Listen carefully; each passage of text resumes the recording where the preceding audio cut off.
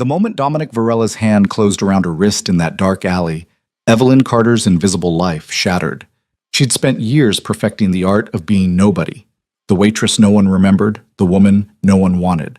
One confession in the back of his car was supposed to end it. I can't have children. Words that had driven away every man before. But Dominic didn't flinch. He didn't leave. And when his enemies started watching her through restaurant windows, she realized the most dangerous thing in Brooklyn wasn't the man who saved her. It was being seen by him. Stay until the end, hit that like button, and comment your city so I can see how far Evelyn's story travels. But the dinner rush at Marino's came in waves, each one threatening to pull Evelyn under. She moved between tables with practiced efficiency, her body executing movements her mind had long stopped registering. Smile. Nod. Write the order. Don't make eye contact for too long. Exist in the periphery where people felt comfortable, where they didn't really see you. That was the trick she'd learned over the years. Be present enough to be useful, invisible enough to be safe. Miss? Miss, we asked for extra napkins 10 minutes ago.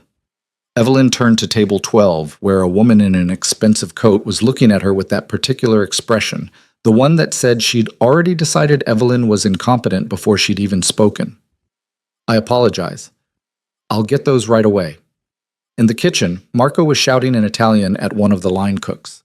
The heat hit her like a wall, steam and grease and the metallic scent of meat on the grill. She grabbed a handful of napkins from the station by the door, her hands moving automatically. Evelyn, Marco's voice cut through the chaos. Table 6 needs their check, and someone's asking for you. Table in the back corner.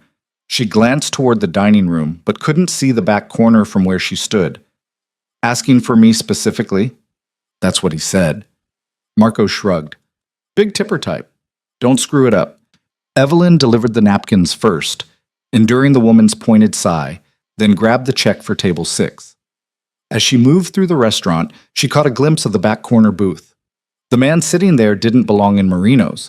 Everything about him was wrong for this neighborhood.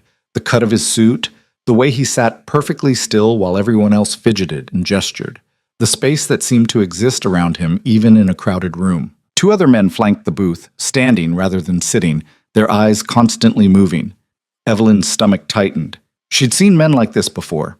Brooklyn had hierarchies, power structures that operated in shadows and back rooms. You learned to recognize the signs if you wanted to survive. She dropped off the check at table 6, buying herself a few seconds to think. She could ask Marco to handle it, make an excuse about another table needing attention.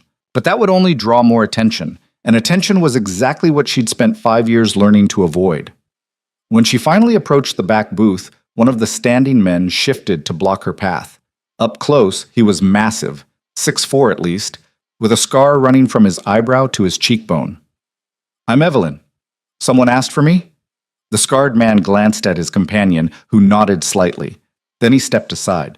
The man in the booth looked up from the menu he'd been studying, and Evelyn's breath caught. She'd thought she was prepared, but she wasn't. His face was all sharp angles and controlled intensity, dark eyes that seemed to calculate a dozen things in the second it took him to meet her gaze. Late 30s, maybe 40. The kind of attractive that made you uneasy because you knew it was wrapped around something dangerous. Evelyn Carter. His voice was low, almost soft. Sit down. It wasn't a request. But something in his tone lacked the cruelty she'd expected. She slid into the booth across from him, very aware of the 2 men standing guard, very aware that every decision she made in the next few minutes mattered. I didn't order anything yet, he said, setting the menu aside. What's good here? Of all the questions she'd anticipated, that wasn't one of them. The lasagna and the chicken marsala. You eat here often. I work here. That's not what I asked. Evelyn's fingers twisted together under the table. No, I don't eat here often. He studied her for a long moment, and she had the unsettling sensation of being read, her entire history extracted from the way she held her shoulders, the calluses on her hands, the tiredness she couldn't quite hide. You know who I am, he said finally. She did. She didn't. She knew the type, even if she didn't know the name. Should I? Something flickered in his expression. Amusement, maybe, or surprise. Dominic Varela.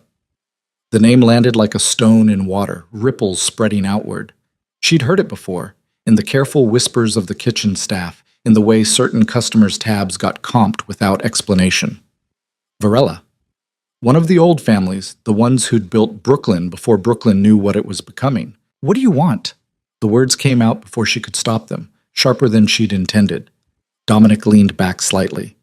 Your manager, Marco, he owes money to someone who works for me. A lot of money. He's been creative with his payment schedule. Evelyn's stomach dropped. Marco had always seemed stressed, but she'd assumed it was just the restaurant, the normal pressure of keeping a business alive in a neighborhood where rent climbed every year. I don't know anything about that. I know you don't. Dominic's gaze didn't waver. But he's going to try to use you, tonight probably. When you leave, there's going to be someone waiting. They're going to tell you that if you convince Marco to pay, things will be easier for everyone. Why are you telling me this? Because you don't deserve to be in the middle of something that has nothing to do with you. He said it simply, as if it were obvious.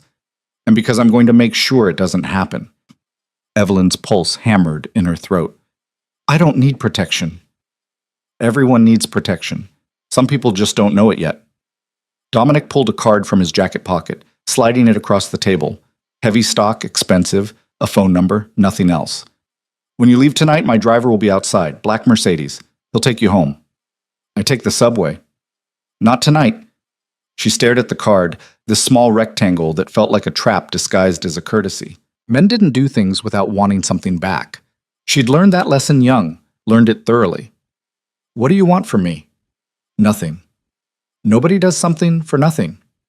For the first time, Dominic smiled. It changed his face completely, softening the hard edges without diminishing the intensity. You're right. So let's say you owe me a favor. Someday, when I ask for something reasonable, you'll say yes. And if I say no now, then you walk out the front door at the end of your shift, and whatever happens, happens. He stood, and his men immediately straightened. The lasagna and the chicken marsala. I'll have both. And whatever she wants. He gestured to Evelyn, and she realized she was still sitting, frozen, the card pressed between her thumb and forefinger. I'm working, she managed. So take a break. Dominic's expression was unreadable. You look like you could use one. Then he walked away, his men following, moving through the restaurant like a current that other people instinctively parted for. Evelyn sat alone in the booth, her heart still racing, turning the card over and over in her hands. The rest of her shift passed in a blur. She moved through the motions, taking orders and delivering food, but her mind was elsewhere. Every time someone walked through the door, she tensed. Every time Marco called her name, she wondered if this was the moment Dominic had warned her about. By 10 o'clock, the dinner crowd had thinned to a handful of stragglers. Marco was in the back office, door closed, and the kitchen staff was starting cleanup. Evelyn wiped down her last table, counted her tips, $63, not bad for a Thursday, and changed out of her grease-stained apron in the bathroom. She looked at herself in the mirror. 32 years old, but the fluorescent lights made her look older. Dark circles under her eyes that no amount of concealer could hide anymore. Hair pulled back in a bun that had started the shift neat and now looked like she'd been through a windstorm. When had she become this person? When had she stopped being someone and started being no one? The card was still in her pocket. She could feel it there. A weight that shouldn't be noticeable, but was. Outside, the April night was cooler than expected. Evelyn pulled her jacket tighter and started toward the subway entrance 2 blocks down. She made it half a block before she noticed the black Mercedes idling at the curb. The rear window rolled down. Dominic looked out at her, his expression neutral. Get in.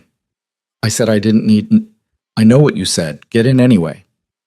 Evelyn glanced back toward Marino's, then at the subway entrance. She could run. She could refuse. She could make a scene, hope that the handful of people still on the street would care enough to intervene. Instead, she walked to the car. The interior was all leather and wood, expensive and quiet. The door closed behind her with a solid thunk that felt like sealing herself into a different world. Dominic was on the far side of the back seat, giving her space, but his presence filled the car anyway. Where do you live? She gave him the address. He relayed it to the driver, and the car pulled smoothly into traffic. For a long moment, neither of them spoke. The city slid past the tinted windows. Familiar streets rendered strange by the barrier of glass and privilege. What happened to the men who were supposed to talk to me? Evelyn asked finally. They changed their minds. You mean you changed their minds? Dominic didn't answer, which was answer enough. Evelyn pressed her shoulders against the seat, trying to take up less space, trying to disappear the way she'd learned to disappear. But in this car with this man, invisibility felt impossible. Marco's debt, she said. Is it real? Very real, and very overdue. Are you going to hurt him? That depends on what he does next. Dominic turned to look at her fully. You care about him? He gave me a job when I needed one, so yeah, I guess I do. Something shifted in Dominic's expression. You've been working there 5 years. Same shifts, same tables, same routine. You're reliable, quiet. The kind of employee who shows up even when they're sick because they can't afford not to. The accuracy of the assessment made her skin prickle. You've been watching me. I've been aware of you. There's a difference. He paused. You're alone. No family in the city, no emergency contacts except a cousin upstate you haven't spoken to in 3 years. You live in a studio apartment in Sunset Park that costs too much for what it is, and you've been there since you moved to New York. You don't date. You don't have friends over. You exist in a very small circle, and you work very hard to keep it that way. Evelyn's hands were shaking. She pressed them flat against her thighs, willing them to stop. Why? Why would you know any of that? Because I pay attention to the people in my neighborhood, and because when I saw you tonight, I recognized something. What? Dominic's gaze was steady, unflinching. Someone who's hiding. The word hit like a fist. Evelyn looked away out the window at the Brooklyn streets that had been her home and her prison for 5 years. I'm not hiding. Yes, you are. And whoever you're hiding from, whatever you're running from, I don't care. That's yours.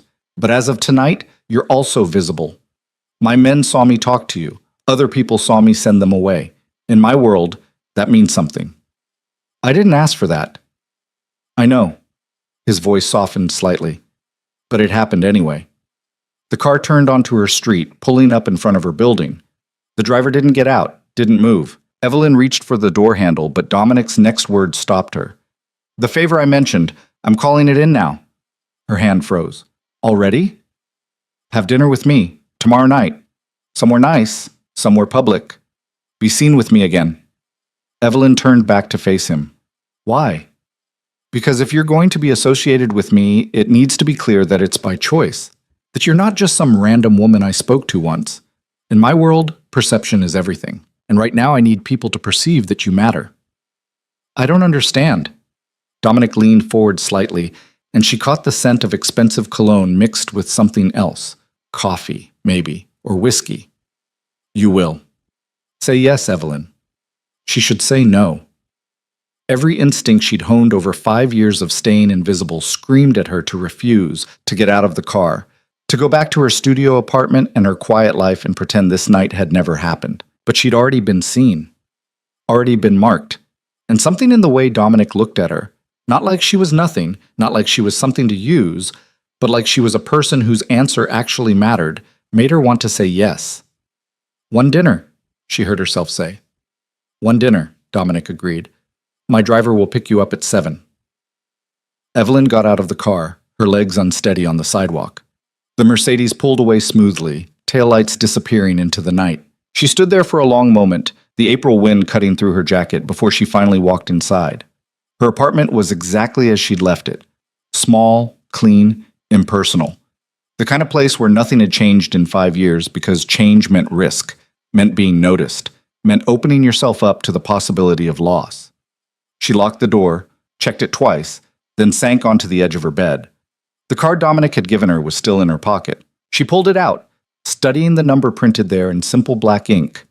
Tomorrow night, she would have dinner with one of the most powerful men in Brooklyn. Tomorrow night, she would step into a world she'd spent her entire life avoiding. Tomorrow night, everything would change.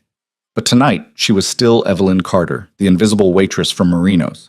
Tonight, she could still pretend that saying yes wouldn't cost her everything. She set the card on her nightstand and turned off the light, but sleep didn't come. She lay in the darkness, listening to the city sounds filtering through her window. Sirens, voices, the distant rumble of the subway, and wondered what it would feel like to stop hiding. Wondered if she even remembered how. The next morning, Evelyn woke to her alarm at 6:30 the same time she'd woken up every morning for 5 years. She went through her routine mechanically, shower, coffee, the same breakfast she always ate. But everything felt different. The world hadn't changed, but her place in it had shifted somehow. She had the day off from Marino's, a rare Friday where the schedule had worked in her favor. Usually, she'd spend it doing laundry, grocery shopping, maybe reading a book from the library. Simple things. Safe things. Instead, she found herself standing in front of her closet, staring at clothes she rarely wore. Dominic had said somewhere nice, somewhere public. She didn't own anything that felt appropriate for dinner with a man who wore suits that probably cost more than her monthly rent. By noon, she talked herself into going to a department store in Manhattan. By 2, she was standing in a dressing room, looking at herself in a simple black dress that the saleswoman had promised was perfect for any occasion. The woman looking back at her in the mirror wasn't the invisible waitress from Marino's. Her hair was down, falling in dark waves past her shoulders. The dress fit well, following her curves without clinging too tight. She looked present, real, like someone who deserved to be seen. The price tag made her wince. She bought it anyway, along with a pair of heels that were going to destroy her feet, but made her legs look longer than they were. Walking back to the subway, shopping bag in hand, Evelyn felt ridiculous. This was one dinner, one evening. Afterward, Dominic Varela would go back to his world, and she would go back to hers. And none of this would matter. But the memory of how he'd looked at her in the car, like she was someone worth paying attention to, wouldn't leave her alone. At 6:50, Evelyn was pacing her apartment in the new dress and the torturous heels, second-guessing everything. At 6:55, her phone rang. "Miss Carter, I'm outside." The voice was professional, neutral. "Mr. Varela asked me to let you know I've arrived." "I'll be right down." Her hands were shaking as she locked her door. The stairs felt longer than usual, each step bringing her closer to a decision she wasn't sure she'd actually made. But when she pushed through the front door of her building, the black Mercedes was there, idling at the curb, and it was too late to change her mind. The driver opened the door for her. Inside, Dominic was dressed more casually than the night before. Dark slacks, a gray button-down, no tie. But he still looked like he'd stepped out of a different world.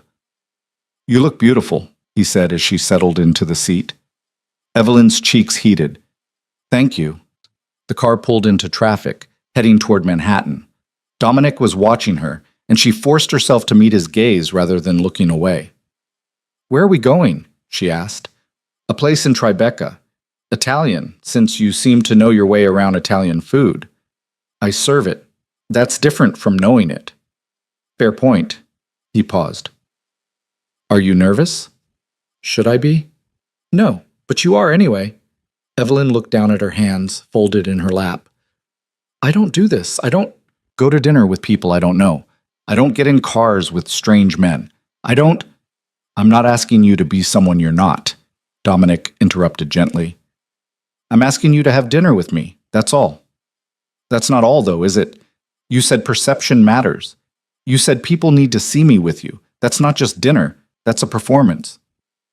"Yes," he admitted, "it is. But that doesn't mean it can't also be real." The car crossed the bridge into Manhattan, the city skyline glittering ahead of them. Evelyn had lived in New York for 5 years and rarely came into the city proper. Brooklyn was her world, her territory. This felt like crossing into foreign land. The restaurant was on a quiet street in Tribeca, the kind of place that didn't need a sign because the people who belonged there already knew where it was. The driver let them out in front, and Dominic offered Evelyn his arm. She took it, her hand resting lightly on his sleeve, very aware of the strength beneath the fabric. Inside, the maitre d' greeted Dominic by name and led them to a table by the window. The space was intimate. White tablecloths, low lighting, conversations happening in murmurs. Every table was full, but somehow their arrival caused a ripple. People glanced up, took note, then looked away with studied disinterest that told Evelyn they'd been very interested indeed. "They're watching us," she said once they were seated. "They're always watching. The trick is deciding what you want them to see." Dominic ordered wine without looking at the menu, then turned his full attention to her. "Tell me something true, Evelyn." "What?" "Something real. Something you don't tell people." Her instinct was to deflect, to give him something small and safe. But his gaze was steady, patient, and she found herself saying, "I'm tired of being invisible."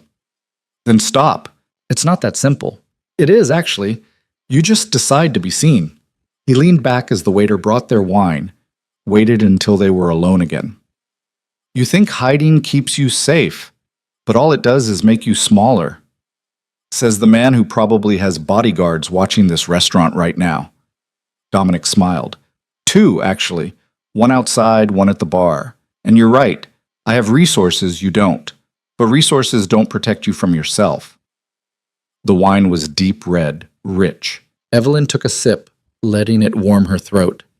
Why me? Out of everyone in Brooklyn, why decide I matter? Because you don't pretend to be something you're not. Because when I told you about Marco's debt, you worried about him instead of yourself. Because you said no before you said yes, and that told me you have sense. He paused. And because when I looked at you in that booth at Marino's, I saw someone who deserves better than what they've settled for. The words landed in Evelyn's chest, burrowing deep. She wanted to argue, to tell him he was wrong, that she'd chosen her life deliberately. But sitting here, in this beautiful restaurant, being seen by this man who seemed to notice everything, she couldn't quite make herself believe the lie. They ordered food, and the conversation shifted to safer topics. Dominic asked about Brooklyn, about the neighborhood, about places she'd been and places she avoided. He talked about the city's history, the way it had changed and stayed the same, the invisible lines that divided territories and communities. You love it here, Evelyn observed. It's home, has been my whole life. My father ran this neighborhood before me, and his father before him. The Varela name means something here. He studied his wine. That's a gift and a curse. People respect it. People fear it. But it's mine to carry. And what you do... She hesitated. The business you're in, does that ever bother you? Does it bother you that I'm in it? I don't know what you're in exactly. I just know what people say. People say a lot of things. Most of them are true. Dominic set his glass down. I'm not going to lie to you, Evelyn. I'm not a good man by most definitions. I make choices that keep my family safe, that keep my territory stable, that honor the commitments my father made before he died. Sometimes those choices are violent. Sometimes they're necessary. And sometimes they're both. His honesty was startling. Most people in his position would have deflected, would have painted themselves as misunderstood or justified. But Dominic offered no excuses, no justifications. He simply stated facts and waited for her reaction. Why tell me this, she asked. Because if you're going to be associated with me, even temporarily, you deserve to know what that means. Their food arrived, interrupting the conversation. Evelyn picked at her pasta, appetite suddenly elusive. Across the table, Dominic ate with the same controlled precision he seemed to apply to everything. Can I ask you something? She said finally. Yes. Why aren't you married? A man in your position? Don't you need heirs or whatever? Something flickered across Dominic's face. I was married. She died 8 years ago. Cancer. Evelyn's stomach dropped. I'm sorry, I shouldn't have... It's fine. It's a fair question. He set down his fork. We have 2 children, a son and a daughter. They're the reason I'm careful about who I let into my life. How old? 15 and 12. Old enough to understand more than I'd like, young enough to still need their father. His expression softened in a way she hadn't seen before. Everything I do is for them. Every choice, every risk, every move I make. It's to build something they can inherit that won't destroy them. Evelyn thought about her own childlessness, the hollow space inside her that had defined so much of her life. They're lucky to have you. Some days I'm not sure they'd agree. Dominic's smile was rueful. But they're mine, and I'm theirs, and that's what matters. The conversation continued through the rest of dinner, flowing more easily now.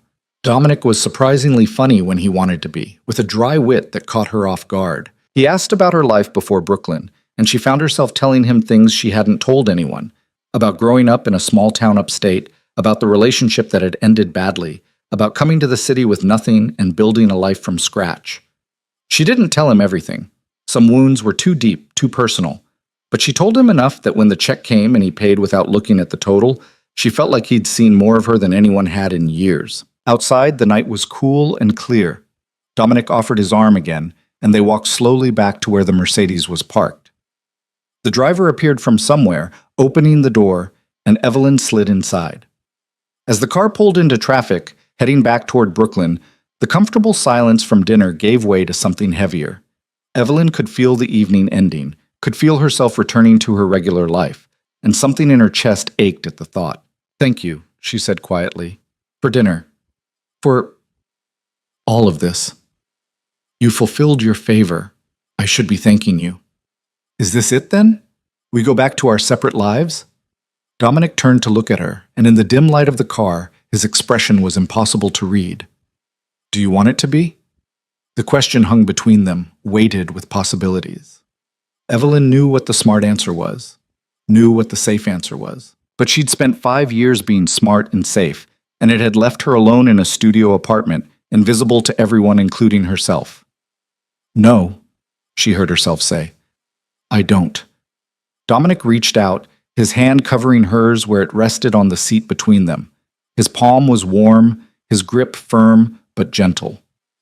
"Then it's not." The car turned onto her street, the familiar buildings rising around them. But as the Mercedes pulled to a stop in front of her apartment, Evelyn realized that the world she was returning to wasn't quite the same as the one she'd left. Because she'd been seen, she'd been heard, and somewhere in the space of one evening, she'd stopped hiding. The driver started to get out, but Dominic stopped him with a gesture. Then he turned to Evelyn, his hand still holding hers. "I need to tell you something," he said, "and I need you to listen carefully." The seriousness in his tone made her stomach tighten. "Okay. Being seen with me, it's not without risk.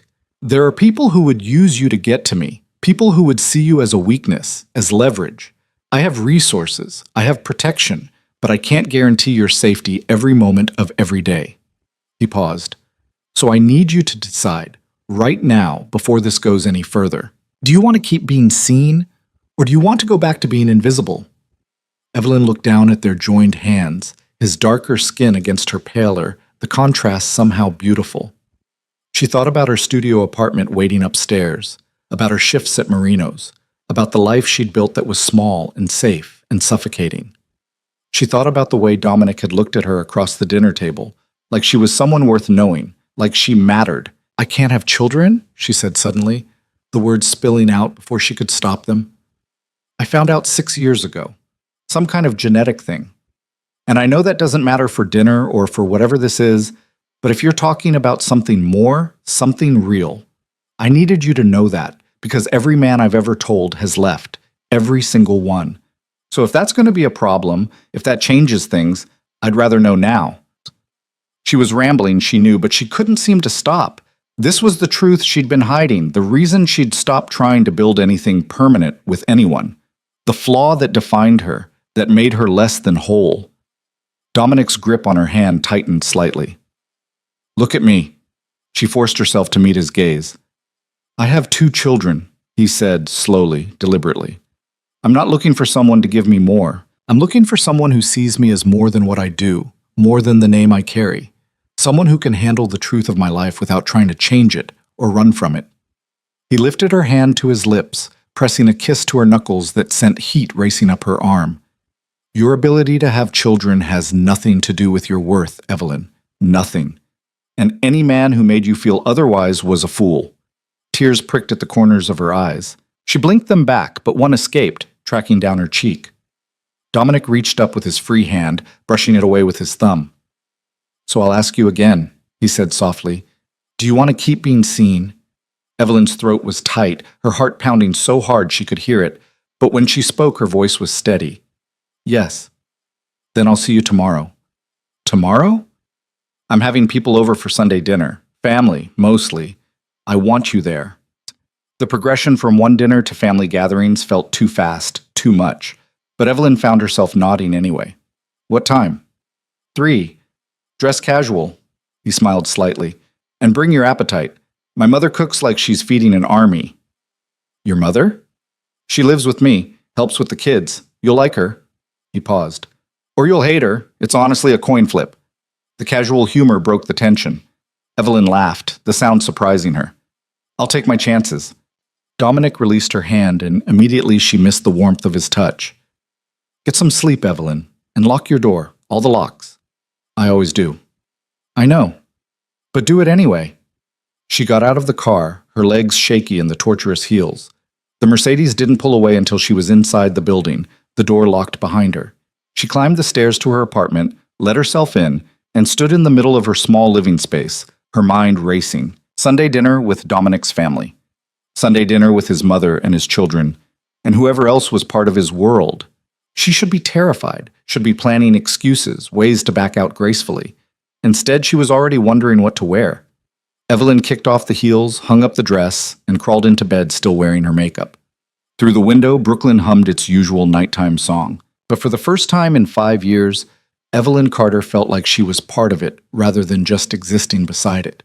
She fell asleep with Dominic's words echoing in her mind. Your ability to have children has nothing to do with your worth. And for the first time in 6 years, she almost believed it. Saturday arrived with rain, the kind that turned Brooklyn's streets into rivers and made everyone move a little faster, heads down, shoulders hunched. Evelyn spent the morning cleaning her apartment, even though it was already clean, organizing shelves that didn't need organizing, anything to keep her hands busy and her mind from spinning. By noon, she'd tried on 6 different outfits for tomorrow's dinner. Dominic had said casual, but what did casual mean in his world? The jeans she wore on her days off felt too shabby. The one nice pair of slacks she owned felt too formal. She finally settled on dark jeans and a soft blue sweater, then immediately second-guessed the choice. Her phone rang at 1:30. Unknown number. Hello. Miss Carter, this is Anton. I drive for Mr. Varela. The voice was accented, Eastern European maybe. He asked me to check if you need anything for tomorrow. Evelyn sank onto her bed. I don't think so. He said 3 o'clock? Yes, I'll pick you up at 2:45. The house is in Park Slope, about 20 minutes from you. Okay, thank you. Miss Carter? Anton's voice dropped slightly. Mr. Varela, he doesn't bring people to family dinner, not in the 8 years I've worked for him. So whatever you think this is, it's more. The line went dead before she could respond. Evelyn stared at her phone, Anton's words echoing. 8 years, since his wife died, probably. And in all that time, he'd never brought anyone to meet his family. The weight of that realization sat heavy in her chest. This wasn't just dinner. This was Dominic making a statement, and she was the statement he was making. She spent the rest of Saturday trying not to panic. Sunday morning, she woke to sun streaming through her window and her stomach in knots. She showered twice, changed her mind about her hair 3 times, and was waiting by her building's entrance at 2:30, 15 minutes early, because the alternative was pacing her apartment until she wore a hole in the floor. The Mercedes pulled up at exactly 2:45. Anton got out to open her door. A man in his 50s with silver hair and the kind of stillness that suggested military training. Miss Carter. He nodded once. You look nice. Thank you. She slid into the back seat, and he closed the door with practiced efficiency. Park Slope looked different in daylight, the brownstone stately and expensive. Old money, the kind that had been here for generations. The car turned onto a tree-lined street and pulled up in front of a house that made Evelyn's breath catch. It was beautiful. 3 stories of brick and bay windows, flower boxes that actually had flowers in them, a front stoop with wrought iron railings, the kind of house that whispered family and permanence and belonging. Mr. Varela is expecting you, Anton said, coming around to open her door. Go right in. They're in the back. The front door was unlocked. Evelyn pushed it open and stepped into a foyer with hardwood floors and a staircase that curved up to the 2nd floor. Voices drifted from somewhere deeper in the house, along with the smell of cooking, garlic and tomatoes and fresh bread. She followed the sound through a living room that was actually lived in, with books on the shelves and a blanket thrown over the couch, into a kitchen that took up the entire back of the 1st floor. Dominic was at the counter, chopping vegetables. He looked up when she entered, and his face did something she couldn't quite read. Relief, maybe. Or pleasure. You're early, he said. Your driver is punctual. That's why I pay him. Dominic set down the knife, wiping his hands on a towel. He was wearing jeans and a black t-shirt, his feet bare on the tile floor. Somehow, the casual clothes made him more intimidating rather than less. Come here. Evelyn crossed the kitchen, very aware of the windows looking out onto a backyard where she could see people moving around. Dominic took her hand, the gesture easy and natural, like they'd been doing this for years instead of days. You okay? he asked quietly. Terrified. Good. That means you're smart. He squeezed her hand once, then released it. My mother is in the yard. She's going to interrogate you. My daughter's upstairs, probably on her phone. She's going to pretend you don't exist. And my son is somewhere being 13, which means he's either sulking or causing trouble. You make it sound so appealing. It's family. It's not supposed to be appealing. But he was smiling. Come on, let's get this over with. The backyard was bigger than Evelyn expected, with a long table set up under a pergola strung with lights. A woman who had to be Dominic's mother was arranging platters of food, barking orders at two men who were bringing out more chairs. She looked up when Dominic and Evelyn emerged, and her dark eyes went sharp in assessing. So this is her, she said. Ma, this is Evelyn Carter. Evelyn, my mother, Rosa Varela.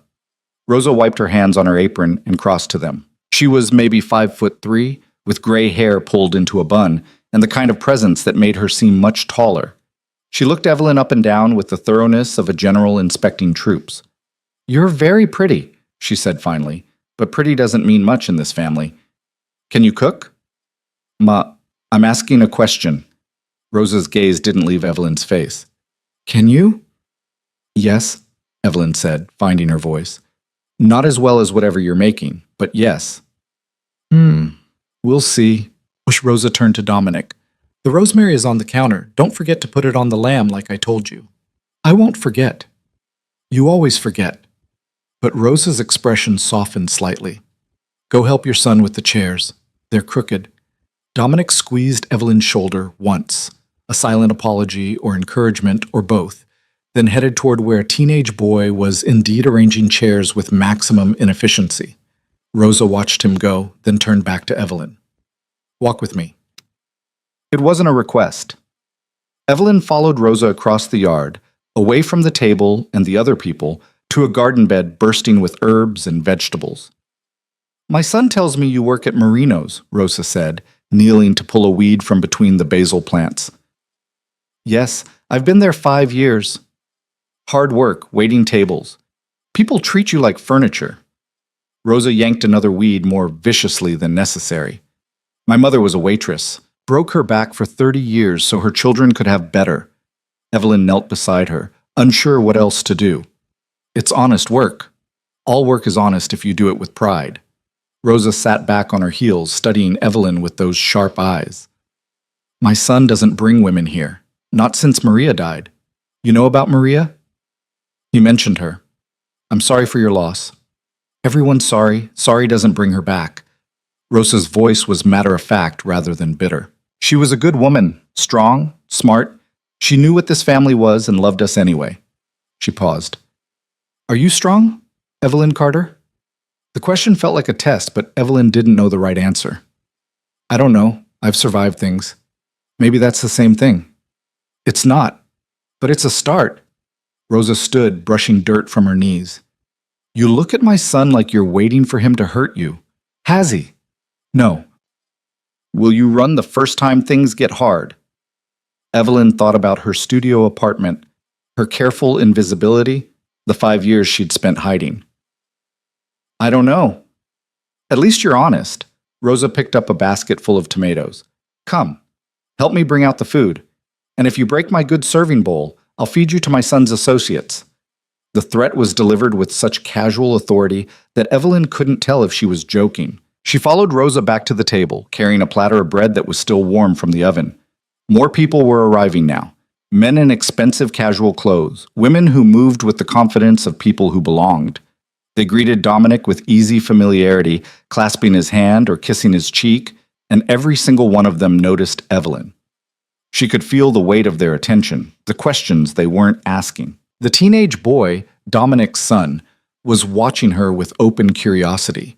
He had his father's dark eyes, but a softer face, still caught between boy and man. You're the waitress, he said, appearing at her elbow as she set down the bread. Evelyn, she corrected. And yes, I'm Marco, same as your boss, which is kind of funny. He tilted his head, studying her. Are you Dad's girlfriend? Marco, Dominic's voice cut across the yard. Help your grandmother. I was just asking. Now. Marco rolled his eyes but loped off toward where Rosa was directing the placement of wine bottles. Dominic moved to Evelyn's side, close enough that she could feel the warmth of him. "Sorry about that," he said. "He's fine. Just curious. He's nosy. There's a difference." Dominic's hand found the small of her back, a light touch that somehow grounded her. "You doing okay? Ask me in an hour." "Fair." A girl emerged from the house, phone in hand, earbuds in. She was maybe 12, all long legs and carefully cultivated boredom. She glanced at Evelyn, then away, her expression impossible to read. "Sophia," Dominic called, "come say hello." The girl pulled out one earbud with exaggerated slowness. "Hello?" Then she put the earbud back in and headed for the far end of the table. "She's at that age," Rosa said, appearing with another platter. "Everything is stupid, everyone is embarrassing, and the world is ending every 5 minutes." "I remember that age," Evelyn said before she could think better of it. Rosa's expression shifted slightly. "Do you have siblings?" "No, it was just me." "Lonely?" "Sometimes." The admission hung in the air between them. Rosa nodded once, then moved away to harass one of the men about the placement of the chairs. People began settling around the table as Rosa declared everything ready. Dominic guided Evelyn to a seat near the middle, taking the chair beside her. Marco claimed the spot on her other side, still watching her with that open curiosity that made her want to squirm. "So how did you meet my dad?" he asked, as platters of food began making their way around the table. "He came into the restaurant where I work." "And then what?" "Marco," Dominic warned. "What? I'm making conversation." Marco loaded his plate with enough food for 3 people. "Nona says conversation is important at dinner. Your grandmother also says knowing when to shut up is important." She's never actually said that. Despite herself, Evelyn smiled. The easy banter between them, the normalcy of it, was oddly comforting. She'd expected something different from Dominic's family, something colder, more formal. But watching him interact with his son, she saw someone who was just a father dealing with a teenager's endless questions. The food was incredible. Homemade pasta with a sauce that tasted like summer, lamb so tender it fell apart at the touch of a fork, vegetables that had probably been picked from Rosa's garden that morning. Evelyn ate slowly, listening to the conversations flowing around her. These people knew each other well. They had histories, inside jokes, shared memories. She was the outsider here, the new variable in an established equation. "You're very quiet," Rosa observed from across the table. "I'm listening." "Nothing wrong with that." Rosa refilled her wine glass. "But at some point you'll need to speak. This family doesn't respect silence. We respect people who can hold their own." It was a challenge. Evelyn recognized it as such, recognized too that everyone at the table was now paying attention, waiting to see how she'd respond. "I can hold my own," she said quietly. "I just prefer to know the territory before I start making noise." One of the men down the table laughed. "She's got you there, Rosa." Rosa's expression didn't change, but something in her eyes softened fractionally. "We'll see." As the meal continued, Evelyn found herself drawn into conversations despite her intention to stay quiet. Marco asked her about growing up upstate, and she told him about winter storms that buried cars and summer nights that smelled like pine. One of the women wanted to know if she'd seen the new exhibit at the Brooklyn Museum, and they discovered a shared love of Impressionist paintings. Dominic didn't hover, didn't try to control the conversation, but his presence beside her was constant. Every so often, his hand would brush her knee under the table, a brief touch that felt like reassurance. Sophia remained on her phone for most of the meal, responding to direct questions with monosyllables. But Evelyn caught her looking once or twice, a flash of something that might have been curiosity before the board mask slid back into place. As plates were cleared and dessert appeared, tiramisu that made Evelyn want to weep, Rosa stood, tapping her wine glass for attention. "Before we finish," she said, her voice carrying across the table, "I want to say something." She looked at Dominic, her expression unreadable. "It's been 8 years since we had someone new at this table. 8 years since my son allowed himself to care about anything beyond his children and his responsibilities." Her gaze shifted to Evelyn. "I don't know you yet. I don't know if you're strong enough for what loving this family requires. But you're here, and that means something." The table had gone silent. Evelyn's heart was hammering, heat creeping up her neck. "So I say this," Rosa continued. "If you hurt my son, or my grandchildren, I will make you regret it in ways you cannot imagine. But if you honor them, if you stand beside them, then you will never face the world alone. This is our way. This is what family means." She raised her glass.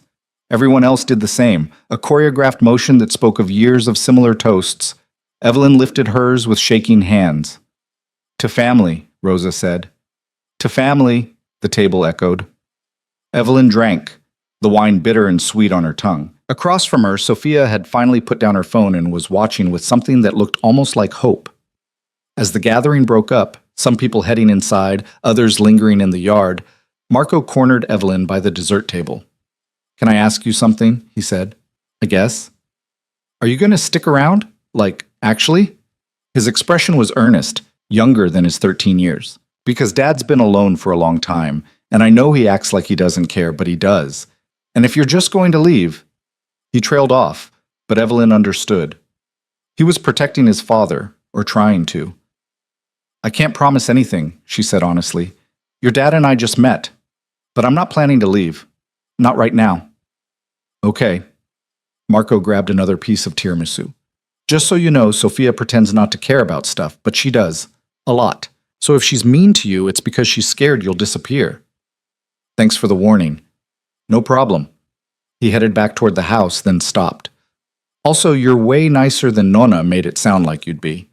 She said Dad was bringing home some waitress, and I thought you'd be all—" He made a vague gesture. "But you're not." "All what?" "I don't know. Different." He shrugged, that universal teenager gesture of not knowing how to articulate complex emotions. "Anyway, yeah, you're cool." He disappeared inside before she could respond. Evelyn stood by the dessert table, trying to process the conversation, when Sophia appeared. "My brother likes you," the girl said without preamble. "He seems nice." "He's a dork." But there was affection in her voice. Sophia picked at the edge of the tiramisu, not eating it. "Did you really tell my dad you can't have kids?" The question was so blunt it stole Evelyn's breath. "How did you—" "I heard him on the phone with Nonna yesterday. He told her you were honest about it, and that mattered." Sophia finally looked at her directly. "My mom wanted more kids. She talked about it all the time before she got sick, so I just wondered if that was like a thing." Evelyn's throat was tight. "It's not a thing. Your dad has you and Marco. He doesn't need more children. But do you want them? Like if you could?" The question was asked with the directness only a 12-year-old could manage, cutting through all the adult pretense straight to the wound. Evelyn considered lying, but something in Sophia's expression told her the girl would know. "I used to," she said quietly. "But I've made peace with it." "That's sad." "Sometimes, but there are lots of ways to build a life." Sophia studied her for a long moment. "My dad's going to want to keep you. Like for real. He doesn't do anything halfway." "I'm starting to figure that out." "Okay, just wanted to make sure you knew." Sophia grabbed her phone from the table. "Also, if you stick around, maybe you could tell Nonna that her pasta sauce is too salty. She won't listen to us, but she might listen to you. The sauce is perfect." See, that's the problem. Everyone's too scared to tell her the truth. But Sophia was almost smiling. "Whatever, I'm going inside." She left, and Evelyn was alone in the yard except for Dominic, who was helping Rosa carry the last of the dishes inside.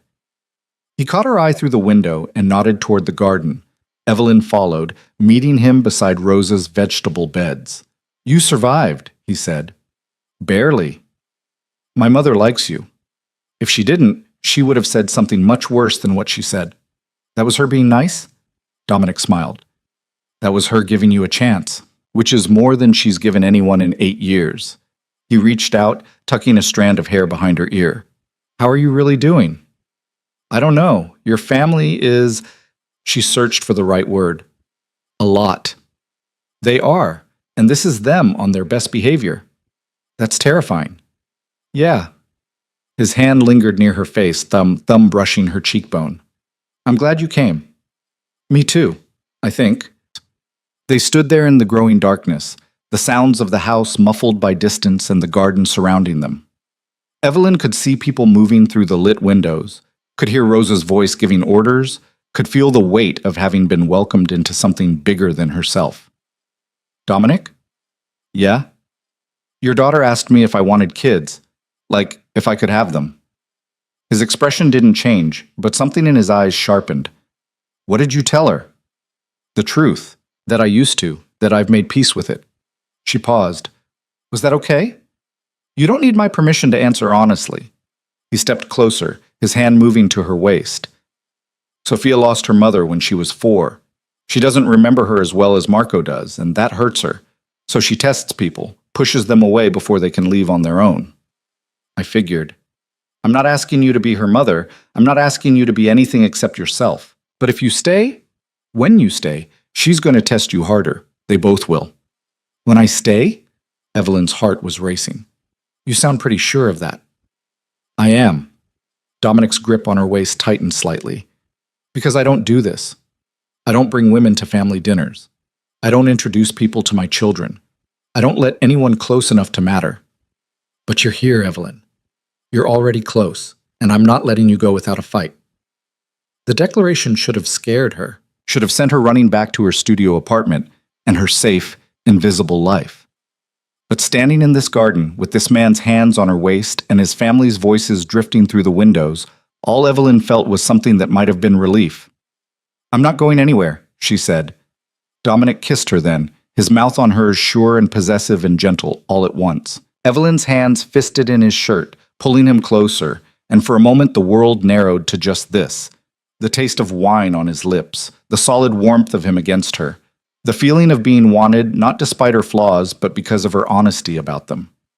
When they broke apart, Dominic rested his forehead against hers. Stay tonight. What? Stay here. Tonight. I have guest rooms. You can take your pick. He pulled back enough to meet her eyes.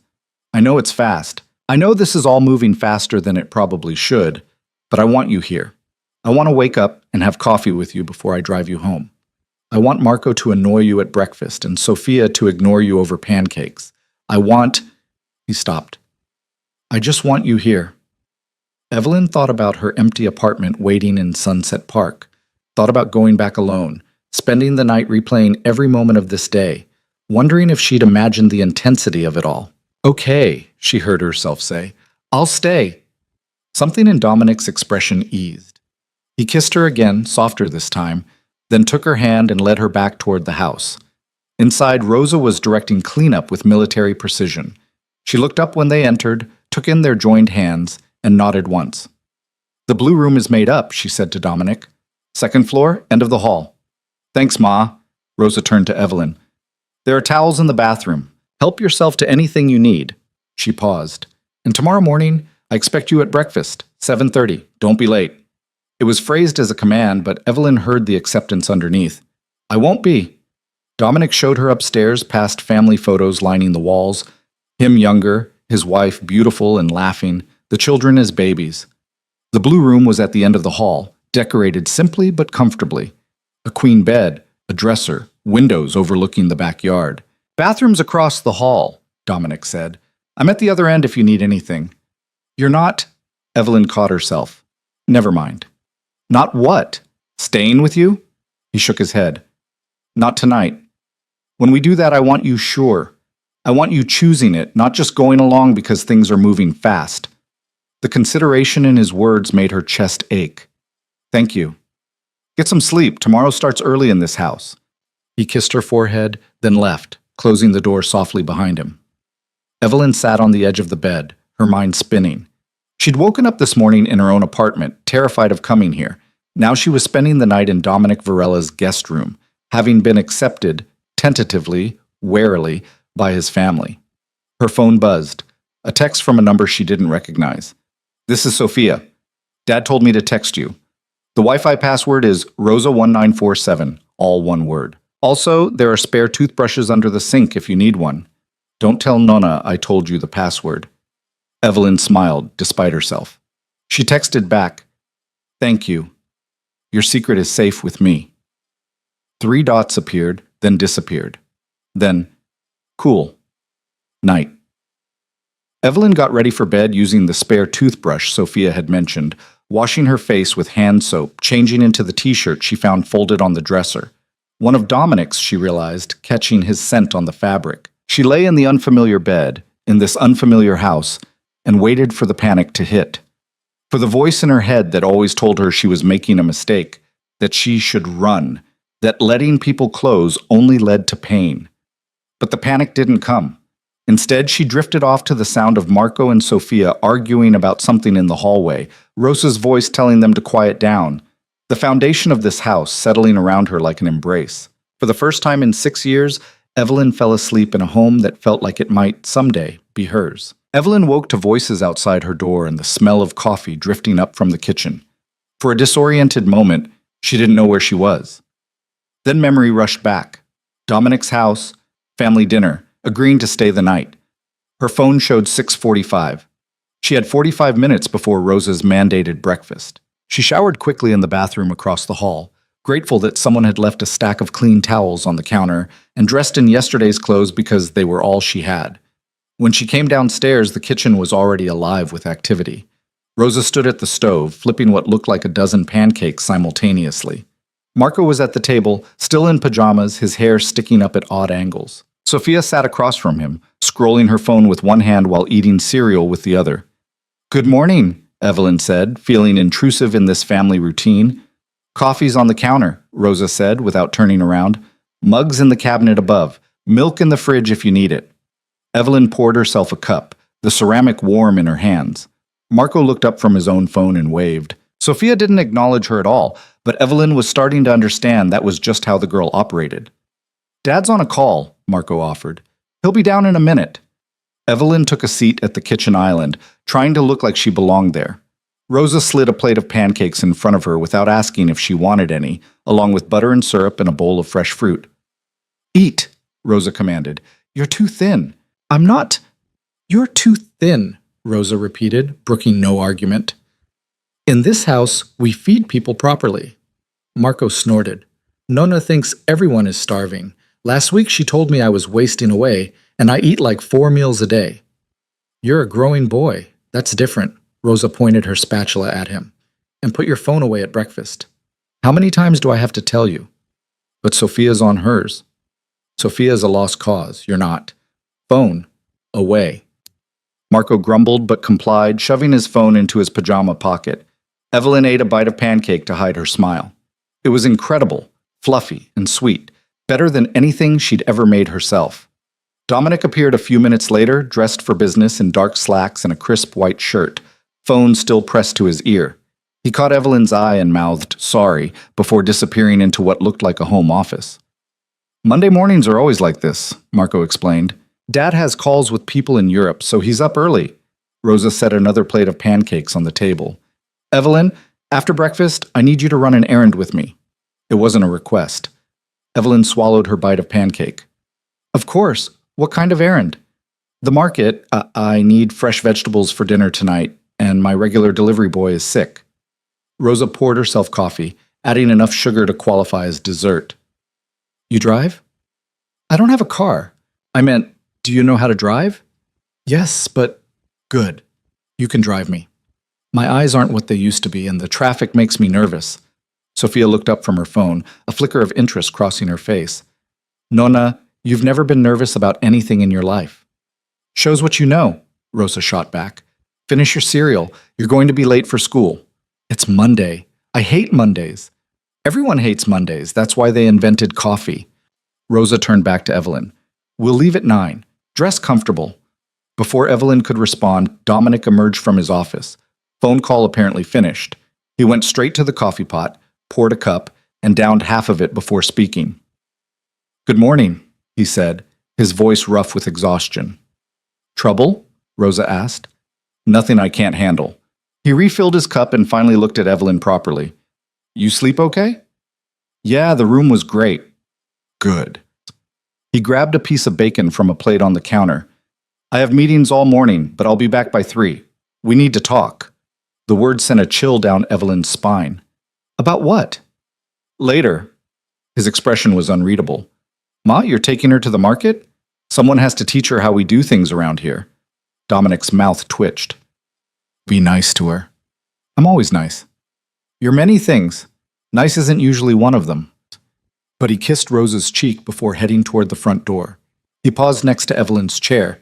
his hand briefly touching her shoulder. "I'll see you this afternoon." Then he was gone, and the kitchen felt somehow emptier despite still being full of people. At 9 o'clock, Evelyn found herself driving Rosa's ancient Buick through Brooklyn traffic while the older woman sat in the passenger seat, directing her with military precision. "Turn here." "No, here." "Are you blind?" "This street." "Well," Rosa gripped the door handle like she expected Evelyn to crash at any moment. "Slower, we're not racing. I'm going 25 in a 30 zone, which is too fast for this neighborhood. Children play here." Evelyn bit back a response and slowed down.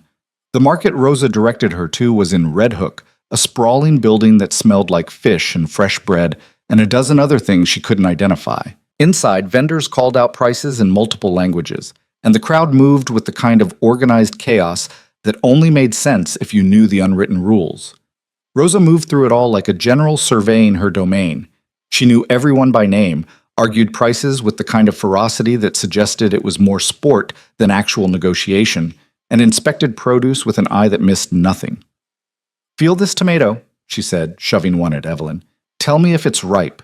Evelyn squeezed gently. "It feels firm." "Too firm. It needs another day. This one." Rosa selected a different tomato and handed it over. "Feel the difference?"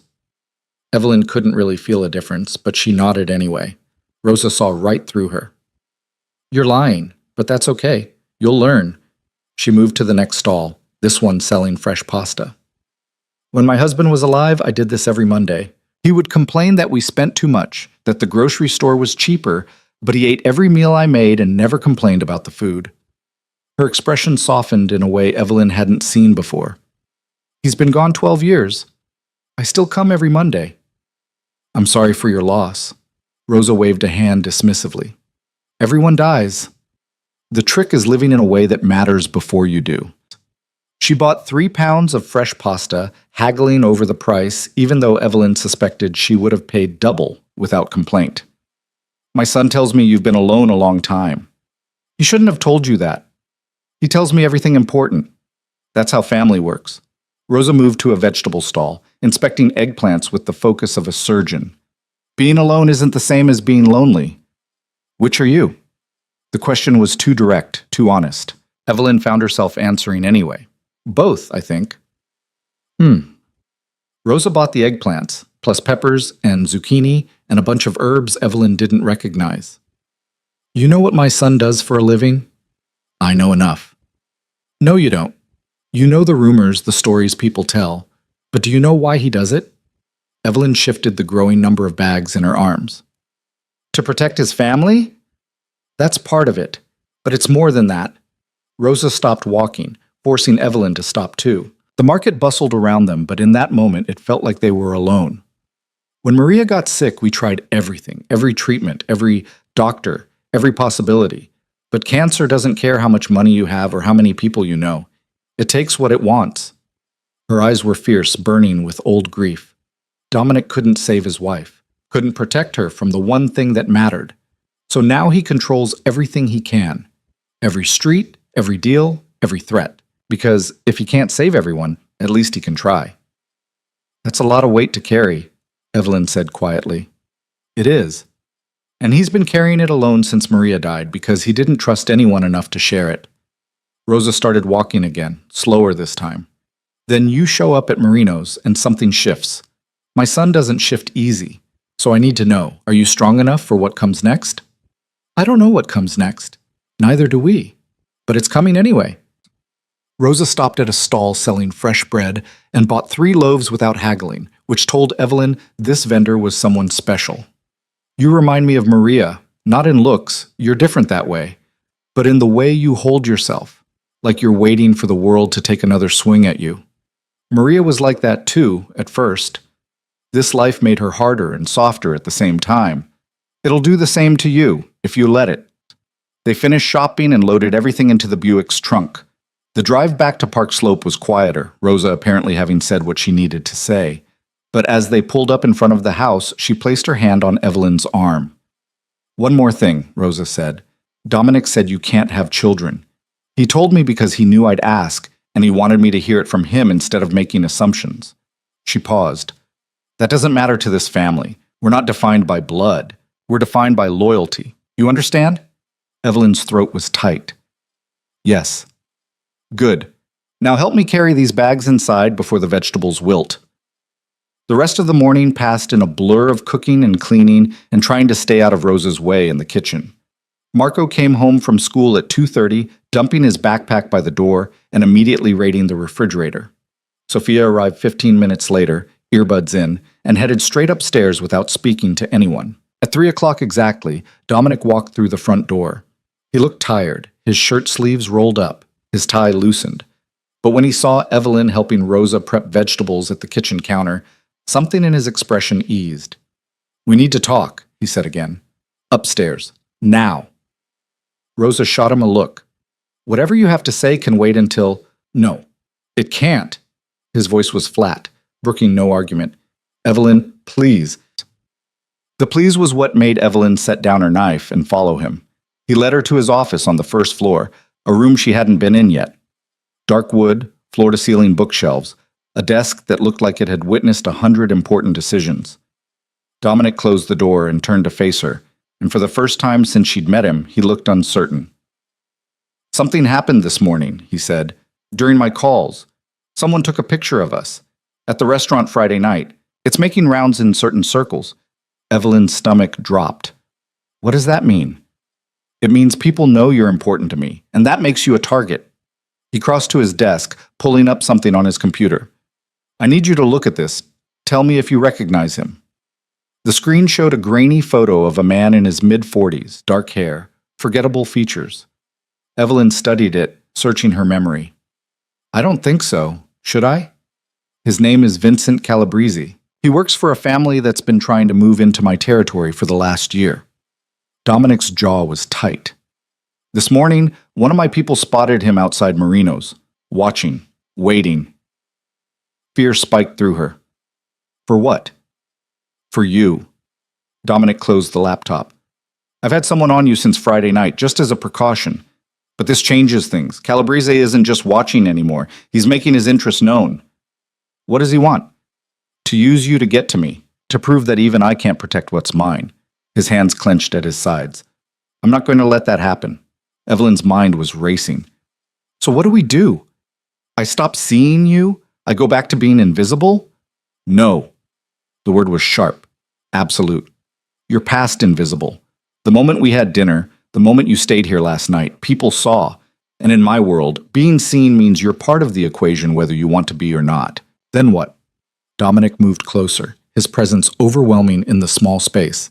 "You stay here, with me, with my family, where I can keep you safe. I can't just move in with you. We've known each other 4 days." "I know. And if this was normal circumstances, I'd court you properly, take it slow, give you time." His voice dropped. "But these aren't normal circumstances. And I'm not willing to risk your safety to maintain some illusion of propriety." Evelyn's head was spinning. "This is crazy. You're asking me to upend my entire life because some guy was watching outside a restaurant where I work. I'm asking you to trust me when I tell you that you're in danger." Dominic's gaze was steady, unflinching. "Vincent Calabrese isn't just some guy. He's a message. And the message is that his people see you as leverage.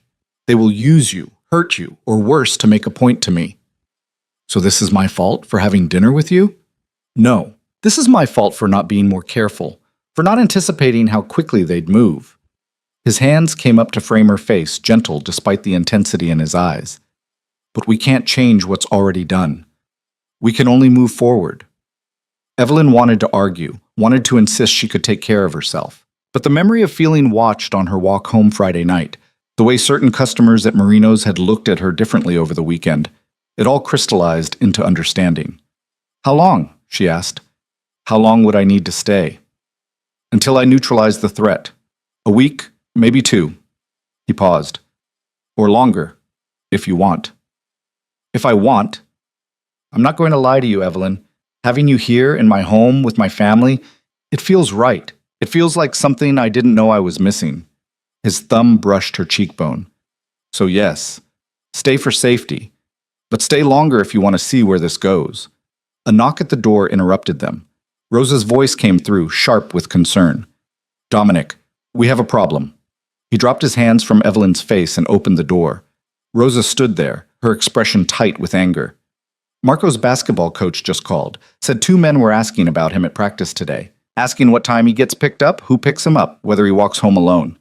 Dominic's entire demeanor shifted, the tiredness replaced by something cold and dangerous. Did the coach tell them anything?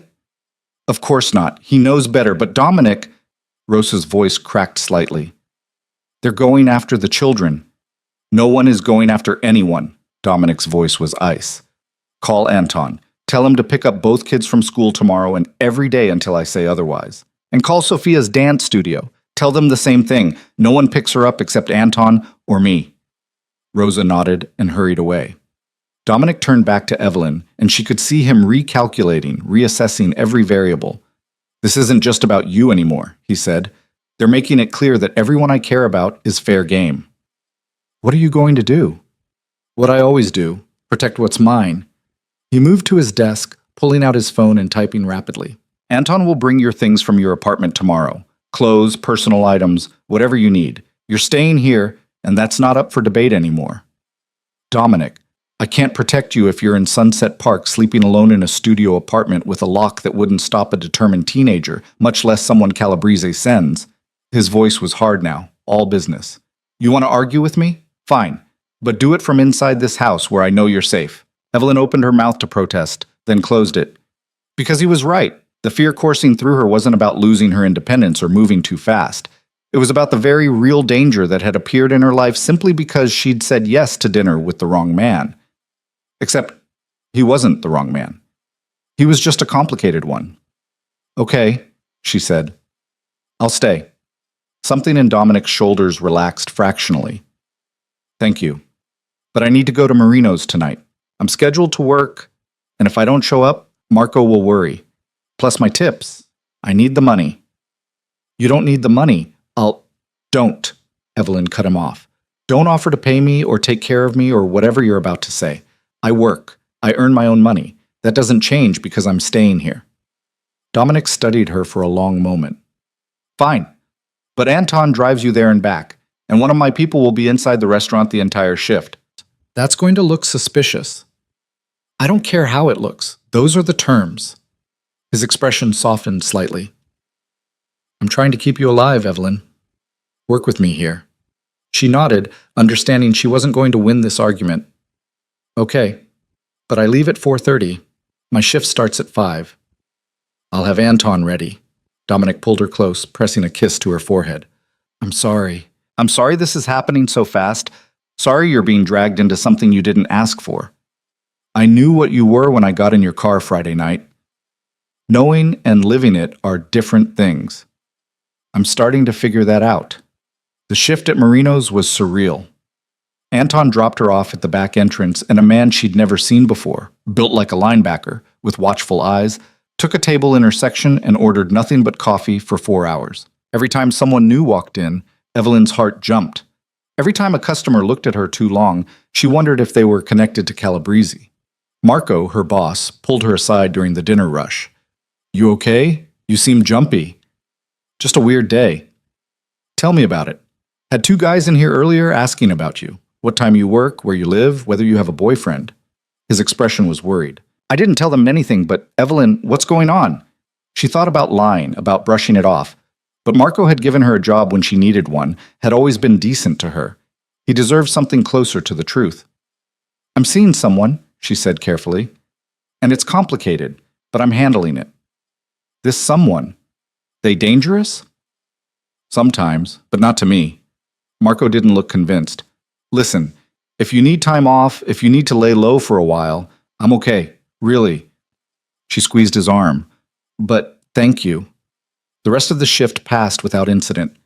Evelyn served her tables, collected her tips, and tried not to think about the man in the corner watching her every move. At 9:30, she changed out of her apron and found Anton waiting by the back door. Any trouble? He asked. No, it was quiet. Good. Let's keep it that way. The drive back to Park Slope felt longer than it should have. Evelyn stared out the window at Brooklyn sliding past, thinking about how much had changed in 4 days. 4 days ago, she'd been invisible. Now she was living in a crime boss's house, being watched by his enemies, having her every movement monitored for safety. The smart thing would be to run. To pack her bags and disappear somewhere Calabrese's people would never find her, somewhere Dominic's world couldn't reach. But as Anton pulled up in front of the house and she saw lights glowing in the windows, saw Dominic's silhouette moving past the kitchen, she knew she wasn't going to run. Because for the first time in 6 years, she wasn't alone, and that was worth fighting for. Inside, Dominic was at the kitchen table with 2 other men she didn't recognize. They looked up when she entered, their conversation cutting off mid-sentence. "Give us a minute," Dominic said to them. The men nodded and filed out, heading toward his office. "Strategy meeting?" Evelyn asked. "Something like that." Dominic stood, moving to her. His hands found her waist, pulling her close. "How was work?" "Weird. My boss said 2 men came in asking about me." "I know. He called me right after they left." At Evelyn's surprised look, Dominic shrugged. "I made sure Marco had my number, just in case." "You're paying off my boss now? I'm making sure the people around you know how to reach me if there's trouble. That's different." He tucked a strand of hair behind her ear. "You hungry? Ma left food." "I ate at the restaurant." "Then come upstairs. I want to show you something." He led her to the 2nd floor, past the blue guest room where she'd slept the night before, to a room at the far end of the hall. When he opened the door, Evelyn's breath caught. It was beautiful, larger than the guest room, with windows overlooking the backyard and a bed that looked like you could get lost in it. Someone had hung her clothes in the closet, the few things Anton must have retrieved from her apartment earlier, and her toiletries were arranged on the dresser. "This is the master bedroom," she said. "It is." Dominic leaned against the doorframe, watching her reaction. "I'm not assuming anything. If you want to stay in the blue room, that's fine, but I wanted you to know the option is here." Evelyn walked to the window, looking out at the dark yard below. "Your kids are down the hall." "They are. And they're old enough to understand that adults share rooms sometimes." He crossed to her, his hands settling on her shoulders. "I'm not asking you to perform for anyone's benefit, Evelyn. I'm just offering you a choice." She turned to face him, and the vulnerability in his expression nearly undid her. This man who commanded entire territories, who made people nervous with a look, he was giving her power over him by asking her to stay. "What happens when this is over?" she asked. "When Calabrese backs off, or you handle the threat, or whatever needs to happen. What then?" "Then you decide if you want to keep staying, or if you want to go back to your apartment and we figure out how to do this like normal people do." His hands moved from her shoulders to her face, cradling it gently. "I'm not holding you hostage, Evelyn. I'm just asking for a chance." She thought about her studio apartment in Sunset Park, the life she'd built there. Small, safe, lonely. Then she thought about breakfast this morning, Rosa's sharp kindness, Marco's easy acceptance, even Sophia's wary watching. She thought about feeling seen for the first time in years. "I'll stay," she said. "Here. With you." Dominic's relief was palpable. He kissed her then, deep and searching, and Evelyn let herself fall into it, let herself believe that maybe, just maybe, this could work. When they finally broke apart, Dominic rested his forehead against hers. "I have to finish the meeting downstairs, but I'll be up in an hour." "Okay." He kissed her once more, then left, closing the door softly behind him. Evelyn stood in the middle of his bedroom, their bedroom, she supposed now, and tried to process everything that had happened. 4 days. 4 days since Dominic Varela had walked into Marino's and changed her life. 4 days since she'd stopped being invisible. And tomorrow, she'd wake up in his bed, in his house, part of his world, whether she was ready for it or not. Evelyn changed into the t-shirt she'd slept in the night before and climbed into bed. The sheets smelled like expensive detergent and something else, cedar maybe, or sandalwood. Dominic's scent. She should have been terrified, should have been planning her escape. But as she lay there in the dark, listening to voices drifting up from downstairs, all Evelyn felt was something that might have been hope. The safe house felt like a tomb. 3 days locked inside while Dominic's men swept the neighborhood, tracked phones, called in favors from people who owed him blood, or money, or both. Evelyn watched from the windows as the world continued without her. Normal people walking normal dogs, living normal lives that didn't include armed guards and whispered phone calls about eliminating threats. Rosa moved through the space like she owned it, which she probably did in some indirect way. She cooked elaborate meals nobody ate, cleaned surfaces that were already spotless, and watched Evelyn with an expression that shifted between sympathy and assessment. "You're thinking about running," Rosa said on the third morning, appearing in the doorway while Evelyn stared out at the street. "No." "Liar." Rosa moved to stand beside her. "I thought about it too, after I married Dominic's father, after I realized what the family really was, what loving them would cost. I packed a bag twice before Dominic was born." "What stopped you?" "The first time?" "Fear. I had nowhere to go, no money of my own. The second time?" Rosa's expression softened. "I was 3 months pregnant, and I realized running wouldn't protect my child. It would just make us both vulnerable. So I stayed. I learned. I became part of the foundation instead of something that could be broken." Evelyn turned from the window. "I'm not you." "No, you're not. You're softer. But soft doesn't mean weak." Rosa crossed to the kitchen, poured 2 cups of coffee. "My son is out there right now, burning down the world to keep you safe. The question is whether you're strong enough to let him." Before Evelyn could answer, the front door opened. Dominic came in with Marco at his heels, both of them wearing the kind of tension that came from too many hours without sleep. "It's handled," Dominic said without preamble. "Castellano won't be a problem anymore." Rosa's expression didn't change, but something passed between mother and son. "And the others?" "Negotiating. They know the cost of crossing the line now."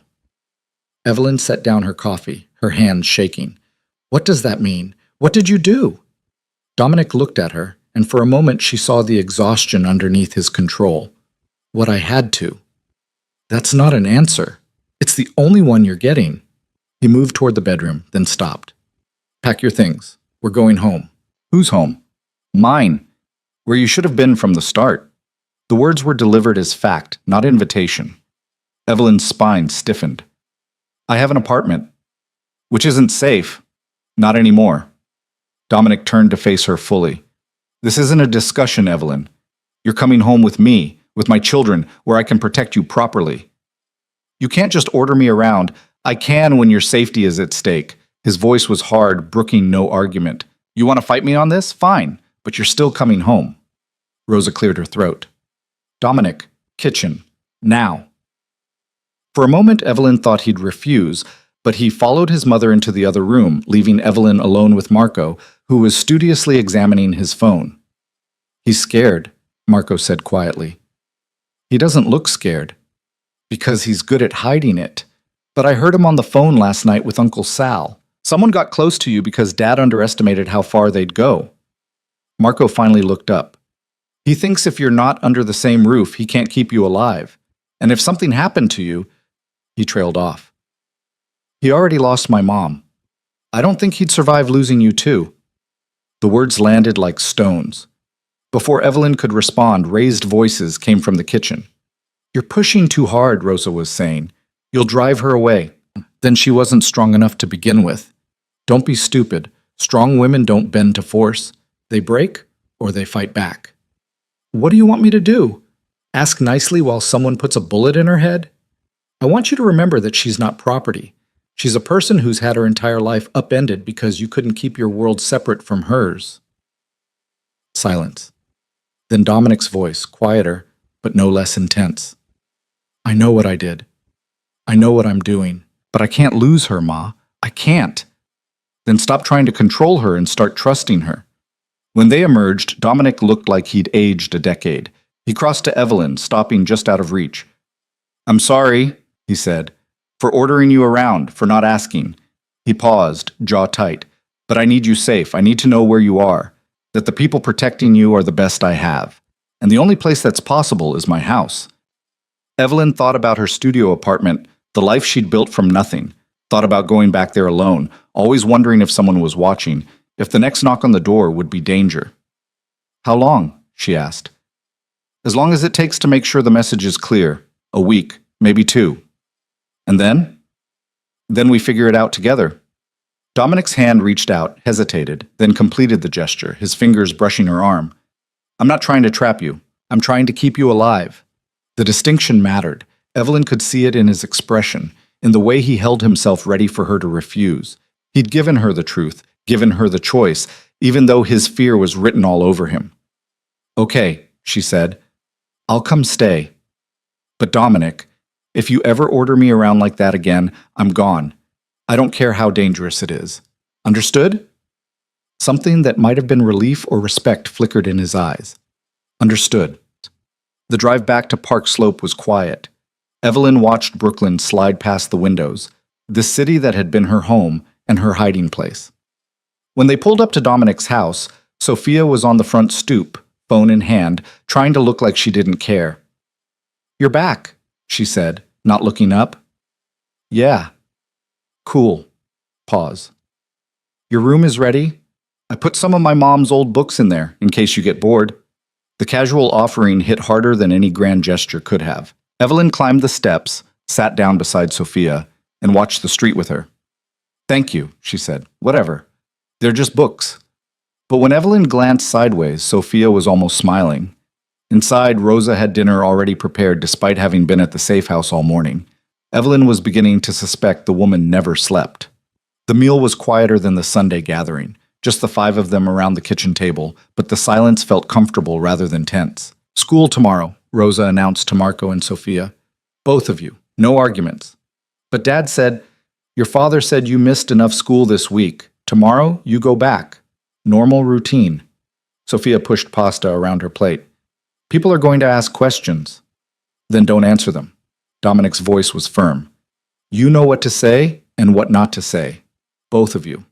After dinner, Marco challenged Evelyn to a video game tournament, which she lost spectacularly while Dominic watched from the couch, something that looked almost like contentment on his face. Sophia drifted in and out, pretending disinterest but staying in the room longer each time. Around 10, Rosa herded the kids upstairs to bed. Dominic walked Evelyn to the guest room, the blue room, which was apparently hers now.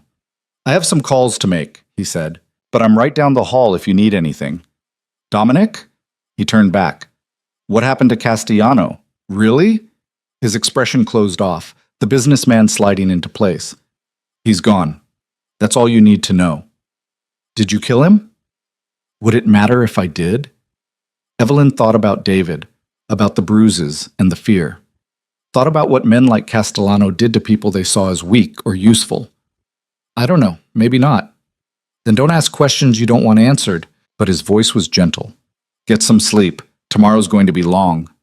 He left, and Evelyn changed into pajamas Rosa had somehow procured, then sat on the bed looking at the book Sophia had left. Classic novels, mostly. Jane Austen and the Bronte sisters. Stories about women navigating worlds that wanted to define them. She picked up Pride and Prejudice, a book she'd read in high school, and opened to a random page. Someone, Maria, probably, had underlined a passage in pencil. "I am not romantic, you know. I never was. I ask only a comfortable home."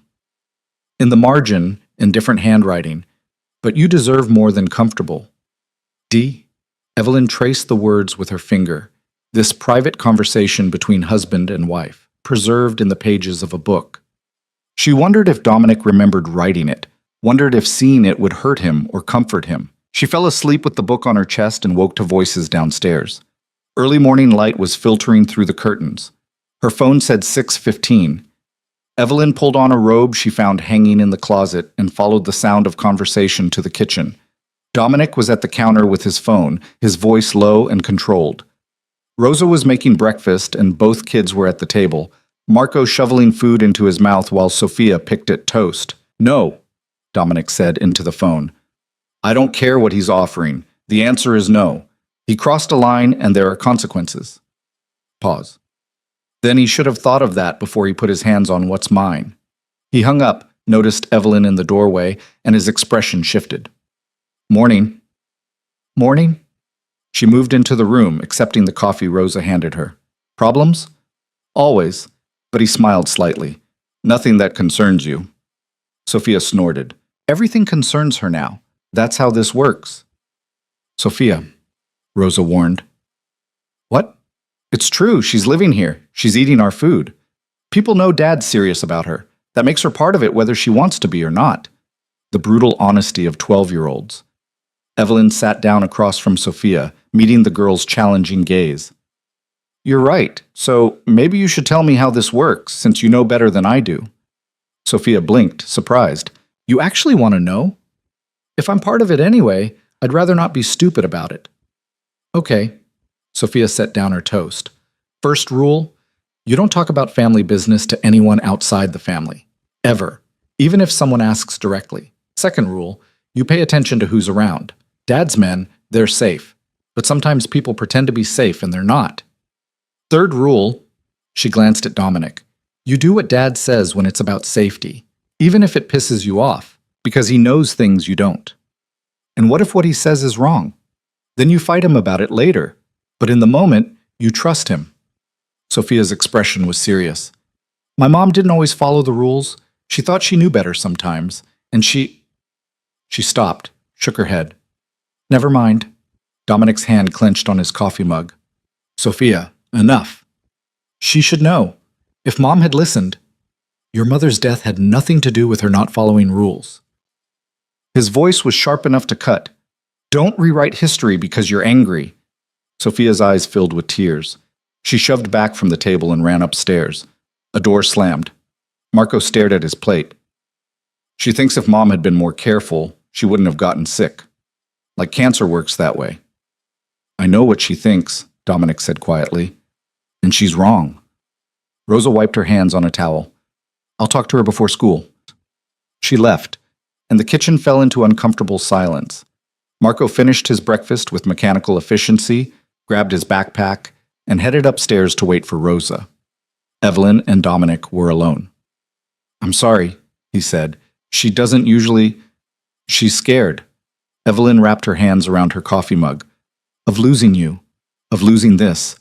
Of me coming in and changing everything. You are changing everything.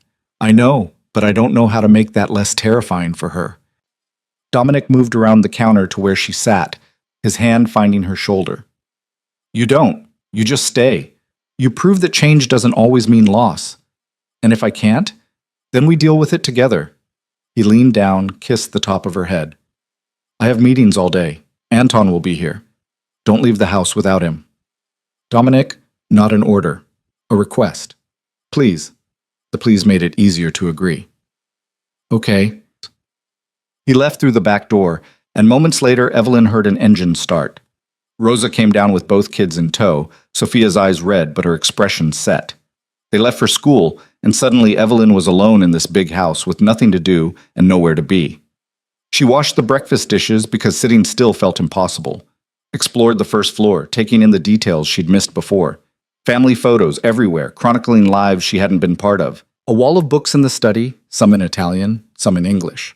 A piano in the living room that looked played, the wood worn smooth on the keys. In Dominic's office, she knew it was his by the desk covered in papers and the scent of his cologne. She found a photo in a simple frame. Him younger, maybe early 30s, with a woman who was luminous even in a photograph. Maria. She was laughing at something off camera, her hand on Dominic's chest, his arm around her waist. The love between them was so obvious it hurt to look at. That was taken at Marco's baptism. Evelyn spun around. Rosa stood in the doorway, groceries in hand. I'm sorry. I wasn't snooping. It's fine. This is your home now. You're allowed to look. Rosa set down the groceries, moved to stand beside Evelyn. She was beautiful, wasn't she? Yes. She was also stubborn, opinionated, thought she could save Dominic from himself. Rosa's smile was sad. She couldn't, of course, but she loved him anyway, loved all of us. How did they meet? A charity event. She was there raising money for cancer research, ironically enough. Dominic took one look at her and that was it. He courted her for 6 months before she agreed to marry him. She made him work for it. Evelyn studied the photo, this woman who'd had everything Evelyn didn't. I can't be her? No one's asking you to be. Dominic's not looking for a replacement, Evelyn.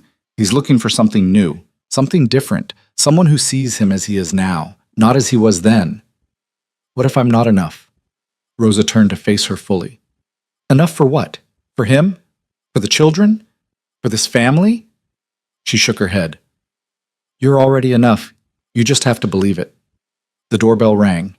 Rosa frowned, glanced at her watch. I'm not expecting anyone. Through the window, Evelyn could see a delivery truck.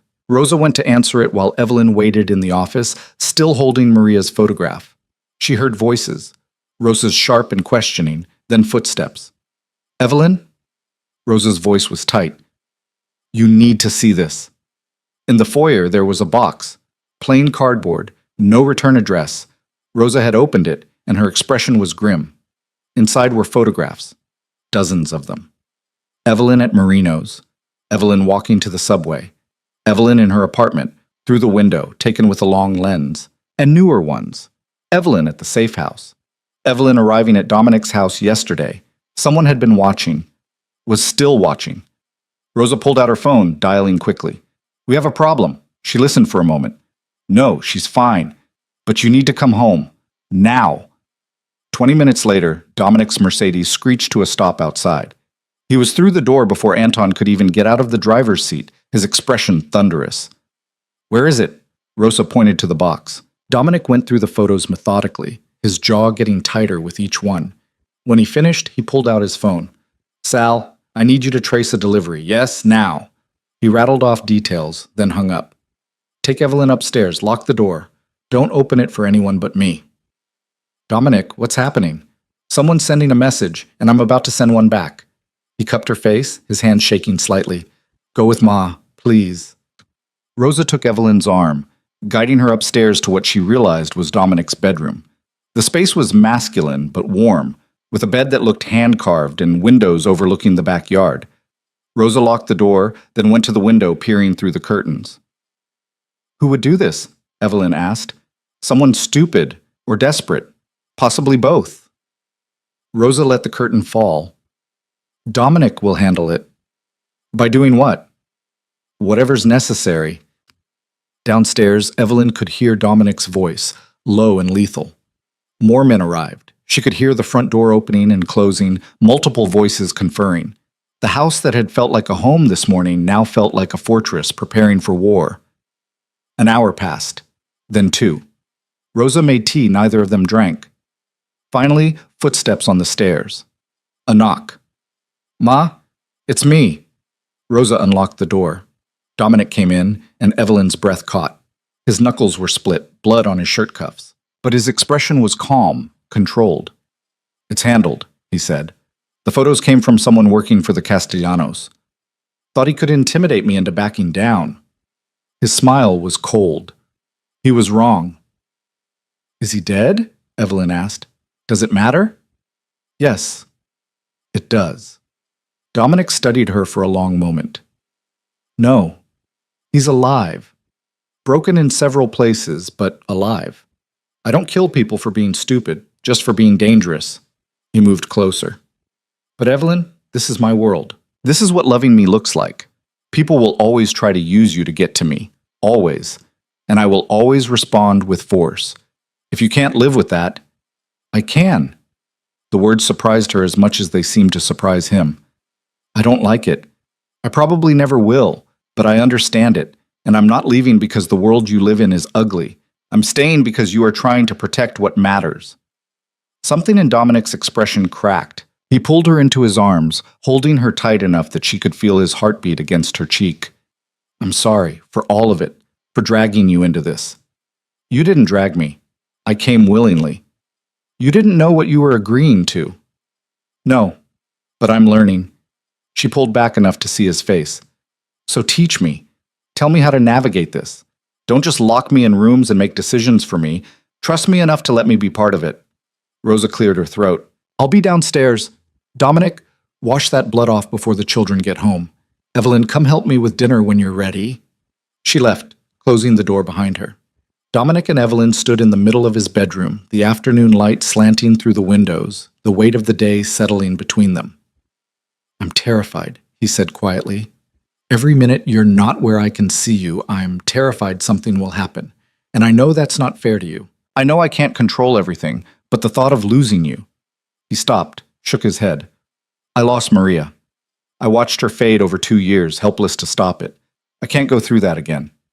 You won't. Not with me. Not like that. Evelyn took his hands, the split knuckles rough under her fingers. But you have to let me in, Dominic, all the way in. Not just the dinners and the family moments, the business, the decisions, the danger. If I'm going to be part of your life, I need to understand all of it. He was quiet for a long moment. Then he nodded. Okay, but not today. Today, I just need you safe. Tomorrow I'll tell you everything, show you everything, and then you can decide if you still want to stay. I'm not going to change my mind. You might, and I need you to know that's okay, that I'll understand. But Evelyn could see in his eyes that he wouldn't understand, that losing her would break something in him that was already fractured. So she kissed him, trying to convey with touch what words couldn't quite capture. That she was here, that she chose this, that she chose him. When they finally broke apart, Dominic rested his forehead against hers. Stay with me tonight, not in the guest room. Here. It wasn't about sex. Evelyn understood that. It was about proximity, about comfort, about not being alone with fear. Okay. They went downstairs together. Rosa was in the kitchen making sauce that smelled like heaven. She glanced at their joined hands and nodded once, satisfied. Set the table, she said to Evelyn. And Dominic, go clean up. You look like you've been in a bar fight. I have, actually. Then you're too old for it. Use your words next time. Despite everything, Evelyn smiled. She set the table while Dominic went to wash up, falling into a rhythm with Rosa that felt natural. When the kids came home from school, the house filled with noise and life, and for a few hours they could pretend everything was normal. Over dinner, Sophia announced she had a school project due Friday. Marco complained about his math teacher. Rosa told a story about Dominic as a boy getting stuck in a tree. Normal family chaos. But underneath it all, Evelyn could feel the tension. The awareness that this peace was temporary, that the world outside these walls was waiting. She caught Dominic watching her across the table, his expression unreadable, and wondered what tomorrow would bring. That night, she lay in his bed while he showered, listening to the water run. The room smelled like him, cologne and coffee and something else, something indefinably male. When he emerged wearing only sleep pants, his hair damp, she saw the scars she'd suspected were there, marks of a life lived in violence. He slid into bed beside her, keeping space between them. This okay? Yeah. Evelyn moved closer, fitting herself against his side. His arm came around her automatically, and she felt the tension drain from his shoulders. Dominic? Tomorrow. When you tell me everything, promise me you won't hold back, even if you think it'll scare me. I promise. She felt him kiss the top of her head, his breathing evening out. But Evelyn lay awake for a long time, staring at the ceiling, thinking about photographs and violence, and the strange path that had led her from invisible waitress to this, lying in the bed of a man who'd killed for her, or at least hurt for her, surrounded by his family, integrated into his world. She should be terrified, should be planning her escape. Instead, she felt something that might have been belonging. Tomorrow, she'd learn the full truth of what loving Dominic Varela required. Tomorrow, she'd see the darkness he'd been protecting her from. But tonight, in this moment, with his heartbeat steady beneath her ear and his arms solid around her shoulders, Evelyn Carter felt safer than she had in years. And that, more than anything, told her she was exactly where she needed to be. Morning came too quickly. Evelyn woke to sunlight streaming through unfamiliar windows and the space beside her empty but still warm. She could hear voices downstairs. Rosa's steady commands, the kids arguing about something trivial, Dominic's lower tones cutting through the chaos. She dressed in clothes she'd borrowed from Sophia's closet, jeans that were slightly too long and a sweater that smelled like lavender detergent. When she came downstairs, the kitchen was in full breakfast mode. Marco was inhaling pancakes while Sophia picked at fruit, both of them in school uniforms. Dominic looked up from his coffee, and something in his expression tightened. We need to talk. After I dropped the kids at school. The words carried weight. Rosa glanced between them, then busied herself with dishes. Marco seemed oblivious, but Sophia's gaze sharpened. Is everything okay? The girl asked. Everything's fine, Dominic said. Eat your breakfast. 20 minutes later, after the kids had been bundled into Anton's car for school, Evelyn followed Dominic to his office. He closed the door, gestured for her to sit, then seemed to change his mind and started pacing instead. I promised you the truth, he said finally. All of it. So here it is.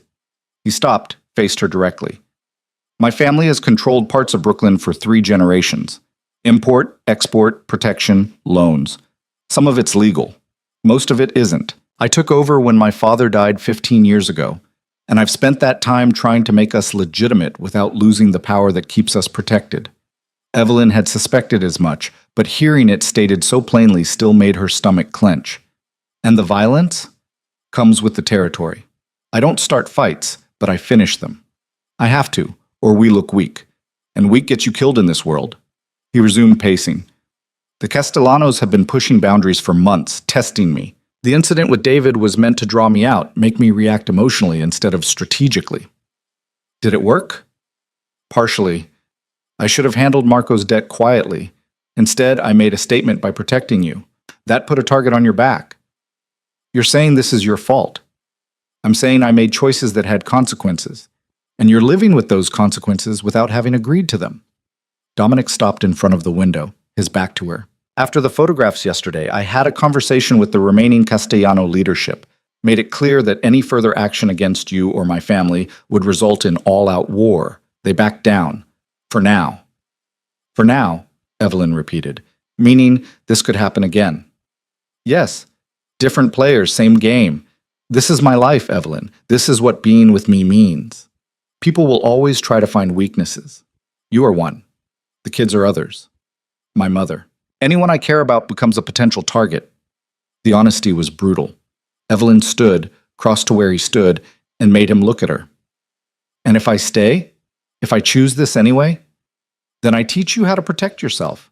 I bring you inside the business enough that you understand who's dangerous and who isn't. I give you resources, your own security, your own accounts, your own exit plan if things go sideways. His jaw was tight. And I love you knowing that love makes us both vulnerable. The word hung between them. Love. He'd said it so casually, like stating a fact instead of making a declaration. You love me, Evelyn said quietly. Yes, I know it's fast. I know we've only known each other a week, but I'm too old and I've lost too much to pretend feelings aren't real when they are. Cupped her face, his thumbs brushing her cheekbones. I love you. And that terrifies me more than anything else in this mess. Evelyn's throat was tight. I don't know if I love you yet, but I want to.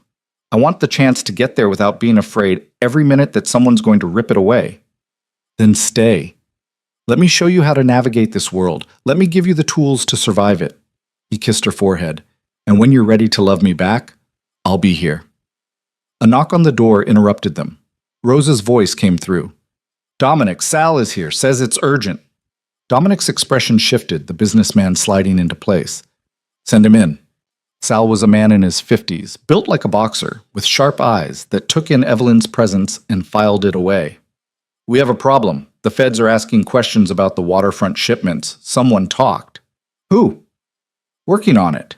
But they're building a case. Could take months, could take weeks. Either way, we need to clean house. Dominic's hand found Evelyn's lower back, a grounding touch. Do it. Quietly. And Sal? Find out who talked. I want names by tonight. You got it. Sal nodded to Evelyn, a gesture of respect. Ma'am. After he left, Evelyn looked at Dominic. The feds? As in FBI? As in we have lawyers for this exact scenario. As in this happens every few years and we deal with it. But tension radiated from him. It means the next few weeks are going to be complicated. More meetings, more pressure, more danger. What do you need from me? The question seemed to surprise him. To trust me. To let me handle it without questioning every decision. I can do that. But Dominic, you have to keep talking to me. Don't shut me out because you think you're protecting me. Deal. He glanced at his watch. I have to go. Meeting in Manhattan that can't be rescheduled. Anton will stay with you. I'm not a prisoner. No. But you're not invincible either. Please, just for today. The please made the difference. Evelyn nodded and Dominic kissed her hard and fast before striding out, already on his phone barking orders. Rosa appeared in the doorway. Well, that looked intense. He told me everything, or most of it. And you're still here. I'm still here. Evelyn sank into the chair Dominic had been pacing around. Is it always this chaotic? Usually worse. Rosa moved into the room, settling across from her. The first year I was married, there were 3 attempts on my husband's life. He survived them all, but I learned quickly that peace is temporary in this family. You grab the good moments when they come and hold tight during the bad ones. How did you do it? Stay sane, I mean. I found my purpose. I raised my son. I built a foundation that helps women leaving violent situations. I made my own life within the life I'd chosen. Rosa's gaze was steady. You'll need to do the same. Find what grounds you. What makes this worth it? Before Evelyn could respond, her phone rang. Unknown number again. She answered warily. Evelyn Carter? A woman's voice, professional and cool. This is Agent Morrison with the FBI. I'd like to ask you some questions about Dominic Varela. Evelyn's blood went cold. She looked at Rosa, who was already on her feet, crossing to the office phone. I don't know what you're talking about, Evelyn said carefully. Ms. Carter, we know you've been staying at Mr. Varela's residence. We know about the incident with the Castellanos. We're not interested in prosecuting you. We just want to talk. I have nothing to say to you. Then you won't mind coming in for a formal interview tomorrow, 10 a.m. at the Federal Building in Manhattan. If you refuse, we can make it a subpoena. The line went dead. Evelyn set down her phone with shaking hands. Rosa was already talking rapid fire in Italian, presumably to Dominic's lawyer. When she hung up, her expression was grim. They're fishing, trying to pressure you into giving them something they can use. She squeezed Evelyn's shoulder. Luis, Dominic's lawyer, will meet you there tomorrow. You don't say anything without him present. Understand? What do they think I know? Doesn't matter. What matters is you don't tell them anything. Rosa's grip tightened. This is part of it, Evelyn. This is what I meant about the bad moments. They'll use you to get to Dominic if they can. You have to be strong enough not to break. Evelyn thought about the past week, about how quickly her life had transformed from invisible to impossible to ignore. She thought about Dominic's split knuckles, and Sophia's guarded hope, and Marco's easy acceptance, about Rosa's fierce protection and the sense of belonging she'd found in this chaotic, dangerous family. I won't break, she said. Rosa studied her for a long moment, then nodded. Good. Now, come help me with lunch. Cooking helps when you can't do anything else. They spent the afternoon in the kitchen, Rosa teaching Evelyn how to make proper sauce from scratch. The routine work settled Evelyn's nerves somewhat. By the time the kids got home from school, she'd regained her equilibrium. Dominic returned around 6, walking into a house that smelled like garlic and tomatoes. His expression when he saw Evelyn in the kitchen was complicated, relief and concern and something softer. The FBI called her, Rosa said without preamble. They want her in for questioning tomorrow. Dominic's jaw tightened. Louis? Already arranged. He'll meet her at 9:30. I'm coming with you, Dominic said to Evelyn. They'll use that against you. Make it look like you're controlling me. I don't care what it looks like. I do. Evelyn set down the spoon she'd been using to stir sauce. I'll go with Louis. I'll answer their questions carefully, and I'll walk out of there on my own 2 feet without giving them anything they can use. But Dominic, you have to let me do this my way. The struggle played out on his face. Finally, he nodded. Okay, but Louis doesn't leave your side. Not for a second. That night, dinner was subdued. Marco tried to lighten the mood with terrible jokes. Sophia actually engaged, rolling her eyes but playing along. Rosa watched them all with the careful attention of someone reading a room for cracks. After the kids went to bed, Evelyn found Dominic in his office, staring at papers he clearly wasn't reading. Talk to me, she said. They're going to try to scare you tomorrow, make you think you're in trouble, that cooperating is the only way out. I know. They might show you things, photos, documents, recordings. Some of it will be real, some won't be. But all of it will be designed to make you doubt me. Evelyn crossed the room, took the papers from his hands, and straddled his lap, forcing him to look at her. I'm not going to doubt you. I'm not going to break. I'm not going to give them anything. So stop worrying and trust me the way you're asking me to trust you. His hands came to rest on her waist, solid and warm. I'm not good at letting people protect me. Then learn. Because this is a partnership, remember? We protect each other. He kissed her then, desperate and claiming, and Evelyn met him with equal intensity. When they finally broke apart, both breathing hard, Dominic rested his forehead against hers. After tomorrow, he said quietly. After this is handled, I want to take you somewhere. Just us. Away from Brooklyn. Away from all of this. Just for a few days. Where? Upstate. I have a house on a lake, completely off the grid. No business, no phones, no pressure, just quiet. The idea sounded like heaven. Okay. After tomorrow. They went upstairs together, and this time when they lay in bed, Evelyn didn't wait for sleep to claim her. She turned to Dominic, kissed him with intent, and showed him with touch what words couldn't quite capture. That she chose this. That she chose him. That fear wouldn't drive her away. Afterward, wrapped in sheets and each other, Dominic traced patterns on her shoulder. I love you, he said again, in case I don't get to say it tomorrow. You'll get to say it tomorrow, and the day after, and the day after that. Promise me something. What? If this gets too hard, if the FBI or the business or any of it becomes too much, promise me you'll tell me. That you won't just disappear one day because you couldn't handle it anymore. Evelyn thought about her studio apartment, still sitting empty in Sunset Park. About the life she could return to if she wanted. About how easy it would be to walk away. I promise, she said. But Dominic, I need you to promise me something too. Anything. Promise me that when this settles down, when things are calmer, you'll start stepping back. Building legitimate businesses instead of the other kind. That you'll do what you said. Make something your kids can inherit that won't destroy them. His hand stilled on her shoulder. That's a long process. I know, but promise me you'll start. That you'll try. I promise. They fell asleep tangled together, and Evelyn dreamed of a lake house and quiet mornings and a life where danger was a memory instead of a constant companion. Morning came too fast. Louis Castellano, no relation to the other Castellanos, a fact he made clear immediately, met Evelyn outside the federal building at 9:30. He was a man in his 60s with silver hair and the kind of calm that came from decades of courtroom battles. Simple rules, he said as they walked inside. Answer only what they ask. Don't volunteer information. If I tell you not to answer something, you stop talking immediately. And remember, they need you a lot more than you need them. The interview room was exactly what Evelyn expected from television. Gray walls, a table, uncomfortable chairs.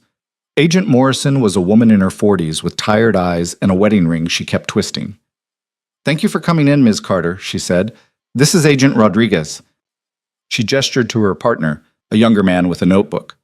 We just want to ask a few questions about your relationship with Dominic Varela. My client is here voluntarily, Louis said, and she'll cooperate to the extent she's able. Morrison nodded. How long have you known Mr. Varela? About 2 weeks? And in that time you've moved into his residence? I'm staying there temporarily, for my safety. Safety from whom? Louis held up a hand. Don't answer that. Morrison's expression didn't change. Ms. Carter, are you aware that Mr. Varela is currently under investigation for racketeering, money laundering, and conspiracy? No. Are you aware of the nature of his business activities? I know he runs import-export operations. Legitimate operations, Louis intervened. Agent Morrison, my client isn't responsible for Mr. Varela's business practices. If you have questions about his activities, ask him directly. Morrison pulled out a folder, slid photos across the table. Evelyn at Marino's, at the safe house, at Dominic's house, and others. Dominic meeting with men she didn't recognize outside warehouses in dark parking lots. These were taken over the past 6 months, Morrison said. Mr. Varela has been our focus for quite some time. When you became involved with him, you became part of our investigation. I'm trying to help you understand the gravity of this situation. I'm not involved in whatever you think he's doing. Maybe not intentionally, but Ms. Carter, the people Mr. Varela associates with are dangerous. People have died, disappeared. We can protect you if you help us. She doesn't need your protection, Louis said flatly. And unless you're charging her with something, we're done here. Morrison leaned back, studying Evelyn. I was married to a man like Dominic Varela once. Powerful, controlling, dangerous. I thought I could handle it. I thought love was enough. She twisted her ring again. It wasn't. And by the time I realized I was in too deep, getting out nearly cost me everything. The confession was unexpected. Evelyn saw the genuine concern in Morrison's eyes, the warning from someone who'd walked this path. I appreciate that, Evelyn said carefully, but I'm not you, and Dominic isn't your ex-husband. Maybe not, But the pattern is the same, and it never ends well. Lewis stood. We're leaving. If you want to speak with Ms. Carter again, you can contact me directly. Outside, breathing the cold November air, Evelyn felt like she'd been holding her breath for an hour. You did well, Lewis said. Didn't give them anything they can use. They were fishing, hoping you'd panic and start talking. You didn't. She seemed genuinely worried. Morrison? Maybe. Or maybe it was a tactic. Either way, her past doesn't dictate your future. He handed her his card. If they contact you again, call me immediately. Don't engage without me present. Evelyn nodded, pocketing the card. Anton was waiting by the car, and the ride back to Brooklyn was quiet. When they pulled up to Dominic's house, he was on the front steps, waiting. She went to him, and he pulled her into his arms without a word. They stood there for a long moment, the November wind cutting through the street, before finally going inside. How bad was it? He asked once they were alone in his office. They tried to scare me, showed me photos. Agent Morrison told me about her ex-husband, how being with someone like you destroyed her life. Dominic's expression darkened. And I told her you weren't him. Evelyn took his hands, but she made me think about something, about what happens if we do this, if I stay, if we build a life together. What happens to the kids? To any future we might have. I've been building legitimate businesses for years. The import-export operations that are actually legal, real estate, investments. In 5 years, maybe less, I can step away from the rest completely. 5 years is a long time. It is. But it's also realistic. I can't just walk away tomorrow without leaving power vacuums that would start wars. He squeezed her hands. But I can start transitioning, putting other people in charge of the operations I want out of, building something clean for Marco and Sophia to inherit. And for us? For us. He pulled her closer. Evelyn, when I said I love you, I meant it. I want a future with you. I want mornings and quiet and normal things. I want to take you to that lake house and watch you relax for the first time in years. I want to marry you and fight with you and build something that lasts. The words landed in her chest, burrowing deep. We barely know each other. I know enough. I know you're strong when you think you're weak. I know you protect people even when it costs you. I know you see me, really see me, and haven't run. He cupped her face. I know I want to spend the rest of my life proving I'm worth the risk you're taking. Evelyn's eyes burned. I'm falling in love with you. I don't know when it happened, but I am. And it terrifies me. Good. We can be terrified together. She kissed him then, pouring everything she couldn't say into the contact. When they broke apart, both breathing hard, Dominic smiled, a real smile, the kind that made him look younger. Pack a bag, he said. We're leaving for the lake house tomorrow, just for the weekend. Ma can handle the kids. What about the FBI? The business? We'll still be here when we get back, but for 48 hours, I'm just Dominic, and you're just Evelyn, and we get to figure out who we are without all of this pressing down on us. The idea sounded like a dream. Okay. Yes. That evening, over dinner, Dominic announced the plan. Marco immediately started lobbying to come along, which Dominic shut down with practiced efficiency. Sophia was quieter, but Evelyn caught her watching them with something that looked like hope. After the kids went to bed, Rosa cornered Evelyn in the kitchen. He's taking you to the lake house, she said. That's good. He needs time away from all this. Did he take Maria there? Often. It was their place, where they could be just a married couple instead of who they had to be here.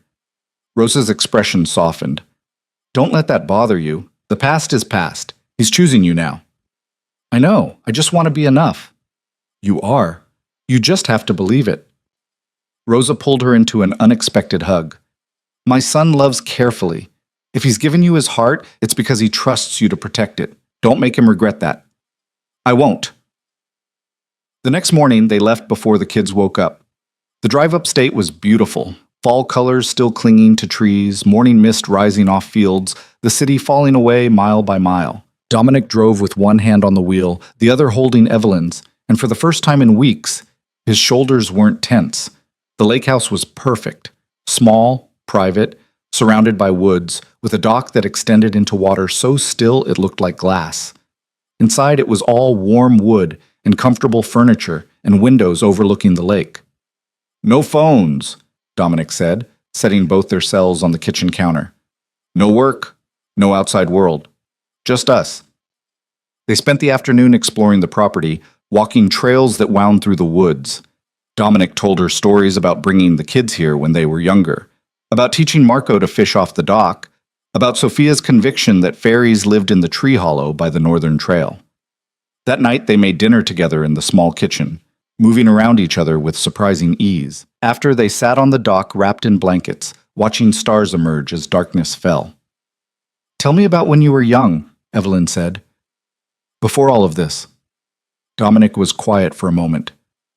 "I wanted to be a teacher, history, maybe, something that had nothing to do with the family business." "What happened?" "My father died when I was 23. Heart attack, sudden, and someone had to take over. My mother couldn't do it. Wrong era, wrong world for a woman to hold that kind of power. So I stepped up, told myself it was temporary, that I'd build something stable and then hand it off to someone else." "But you didn't." "No, because I was good at it. Better than my father in some ways. I understood how to adapt, how to survive changing times.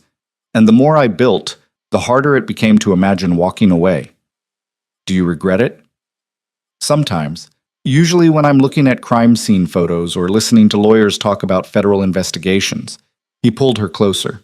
"But then I think about Marco and Sophia, about the life I've been able to give them, about protecting my mother and keeping the family together. And I think maybe it was worth it." Evelyn rested her head on his shoulder. "Agent Morrison said it never ends well. That women like me, women who love men like you, always lose." "Maybe she's right. Maybe the odds are against us." Dominic's voice was quiet but firm. "But I've spent my entire adult life beating odds. And I'm not losing you, Evelyn. Not to fear, not to doubt, not to anyone who thinks they know our story better than we do." They sat in silence for a while, the lake lapping gently against the dock. Finally, Dominic stood, offered his hand. "Come on, I want to show you something." He led her inside, up to the loft bedroom that overlooked the lake, but instead of the bed, he went to a closet, pulled out a small box. "I bought this 3 days ago," he said. "Which is insane, I know. We've known each other 2 weeks, but I knew then what I know now." He opened the box. Inside was a ring, simple, elegant, a single diamond set in platinum. "I'm not asking you to marry me tomorrow," Dominic said, "but I'm asking you to think about it. To consider a future where this isn't temporary, where you're not staying in my guest room or borrowing Sophia's clothes, where you're mine and I'm yours, and we build something permanent." Evelyn's hands were shaking. "Dominic, I know it's fast. I know you're still figuring out if you love me. I know there are 1,000 reasons to say no." He closed the box, held it between them. "But I also know that when something is right, you don't let it go just because the timing is complicated. You fight for it. What if I can't be what you need? What if I'm not strong enough for this life?" "You're already strong enough. You just don't see it yet." He set the box on the dresser, took both her hands. "But I'm not asking for an answer tonight. I'm just asking you to think about it, to imagine a future where we wake up here every weekend, where the kids come up during summer, where we get old together watching sunsets over this lake." The image he painted was so clear, so tempting. Evelyn could see it. Marco teaching his own kids to fish someday, Sophia bringing home a partner she wanted them to meet, grandchildren and holidays, and the slow accumulation of shared memories. "Ask me again in a month," she said, "when we've survived the FBI investigation and the business complications and all the rest of it. When we've had time to be normal together, ask me then, and I'll give you an answer." Dominic's smile was slow and genuine. "Deal." They spent the rest of the weekend in a bubble, cooking, talking, making love in the loft bedroom with morning light streaming through the windows. They didn't talk about the FBI or the Castellanos or anything waiting back in Brooklyn. They just existed together, learning each other without the pressure of danger or family or expectations. On Sunday afternoon, driving back to the city, Evelyn felt the real world pressing in again. But this time she wasn't afraid of it. She was ready. When they pulled up to the house, Marco and Sophia were on the front steps, waiting. Both of them rushed the car before Dominic had fully parked. "Dad!" Marco's voice was excited. "Nonna said we could get a dog if you said yes." "Did she now?" Dominic shot his mother a look through the window. Rosa, visible in the doorway, shrugged innocently. "Please?" Sophia added. We've been talking about it, and Marco says he'll do all the walking, and I'll help with food, and we'll discuss it, Dominic said, climbing out of the car. Inside, after we unpack. The kids groaned but complied, grabbing bags and heading into the house. Rosa approached Evelyn, her expression knowing. You look different, she said. Lighter. I feel different. Good, because this week is going to be hard. The FBI is still circling, and there are business decisions Dominic has been putting off that can't wait anymore. You'll need to stay strong. I will. Rosa studied her for a long moment, then nodded. Yes, I think you will. That week tested every promise Evelyn had made. The FBI requested another interview, which Lewis shut down. Business associates came to the house at odd hours, men with hard eyes who measured Evelyn and found her acceptable only because Dominic made it clear she was permanent. Marco got in a fight at school defending Dominic's reputation, which required a meeting with the principal that Evelyn attended beside Dominic, presenting a united front. Through it all, Evelyn learned. She learned which men were loyal and which were calculating. She learned how to read a room, how to know when to speak and when to stay silent. She learned that Rosa's foundation helped women like she'd been, invisible, afraid, trapped in lives they couldn't escape. And she started volunteering there, using her own experience to connect with women who needed hope. 3 weeks after the lake house trip, on a cold December evening with the first snow falling outside, Dominic found her in the kitchen helping Rosa prepare dinner. Walk with me, he said. They bundled into coats and went outside, walking through the snow-dusted backyard. The kids were inside doing homework, and the house glowed warm behind them. The FBI is backing off, Dominic said. Lewis got word today. They don't have enough evidence to build a case, and their primary witness recanted. It's over. Relief flooded through Evelyn. That's good. It is. And I've been doing what I promised, transitioning the business. I've put Sal in charge of operations I want out of. In 6 months, I'll be completely legitimate.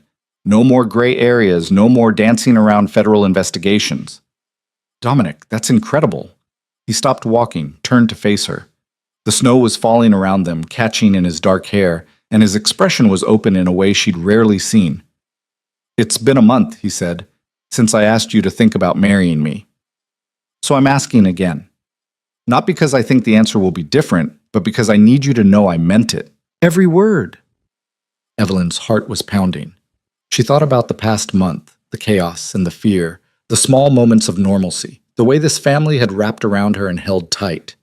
She thought about Sophia teaching her to play video games, Marco asking her opinion on colleges, even though he was years away from applying, Rosa trusting her with the foundation.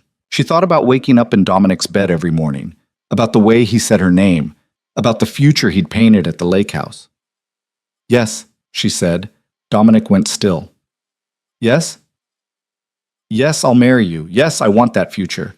Yes, I love you, and I choose this, and I'm not running. She was crying now, tears mixing with snowflakes.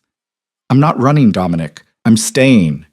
He kissed her then, deep and claiming and gentle all at once. When they broke apart, he pulled the ring box from his pocket, the same one from the lake house, and slid the ring onto her finger with shaking hands.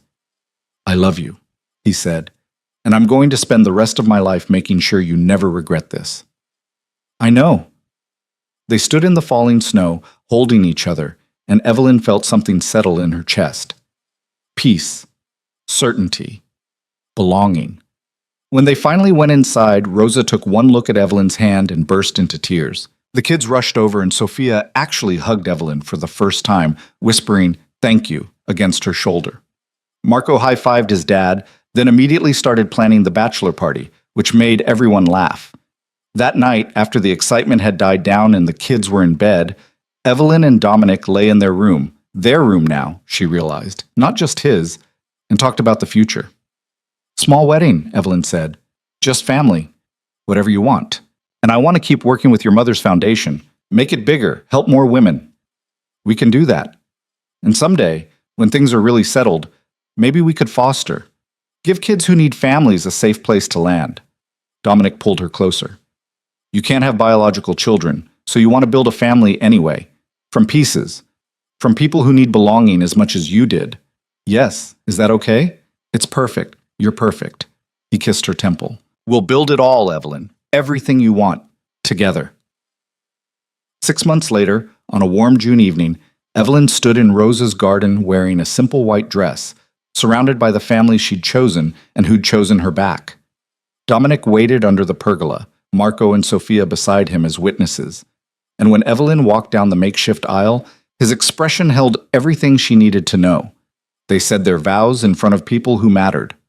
Rosa cried. Sal made a toast about new beginnings. The kids gave speeches that were funny and sincere and made everyone laugh through tears. And when Dominic finally kissed his bride, sealing promises they'd already been keeping for months, Evelyn Carter, soon to be Evelyn Varela, felt the last piece of herself click into place. She'd come to Brooklyn 5 years ago, invisible and afraid, convinced she was broken, that she'd never be enough. She'd built a small life in the shadows, protecting herself by refusing to be seen. But Dominic had seen her anyway, had looked past the invisibility and found someone worth knowing, worth protecting, worth loving. And in loving him back, in choosing this chaotic, dangerous, beautiful family, Evelyn had finally found what she'd been searching for all along. Not wholeness, not perfection, not the life she'd thought she wanted when she was young, but something better, something real. A place where she belonged, a family who needed her, a man who loved her not despite her perceived flaws, but because of her strength in carrying them. As they danced in Rosa's garden under strings of lights, as Marco DJ'd from his phone and Sophia actually smiled without hiding it, as the night wrapped around them soft and warm, Evelyn leaned into Dominic's arms and whispered, "I'm home." And he whispered back, "You always were. You just had to figure it out." The party lasted until midnight. The neighbors probably complained about the noise. Evelyn's feet hurt from dancing in heels on grass. And when they finally climbed into bed in the room they now officially shared, exhausted and happy, Dominic pulled her close and she felt it again. That certainty, that peace, that sense of having finally found her place in the world. Outside, Brooklyn hummed its familiar song. Inside, wrapped in her husband's arms, surrounded by the family she'd built from courage and choice and love, Evelyn Varela drifted into sleep with a smile on her face. She'd stopped being invisible. She'd stopped being afraid.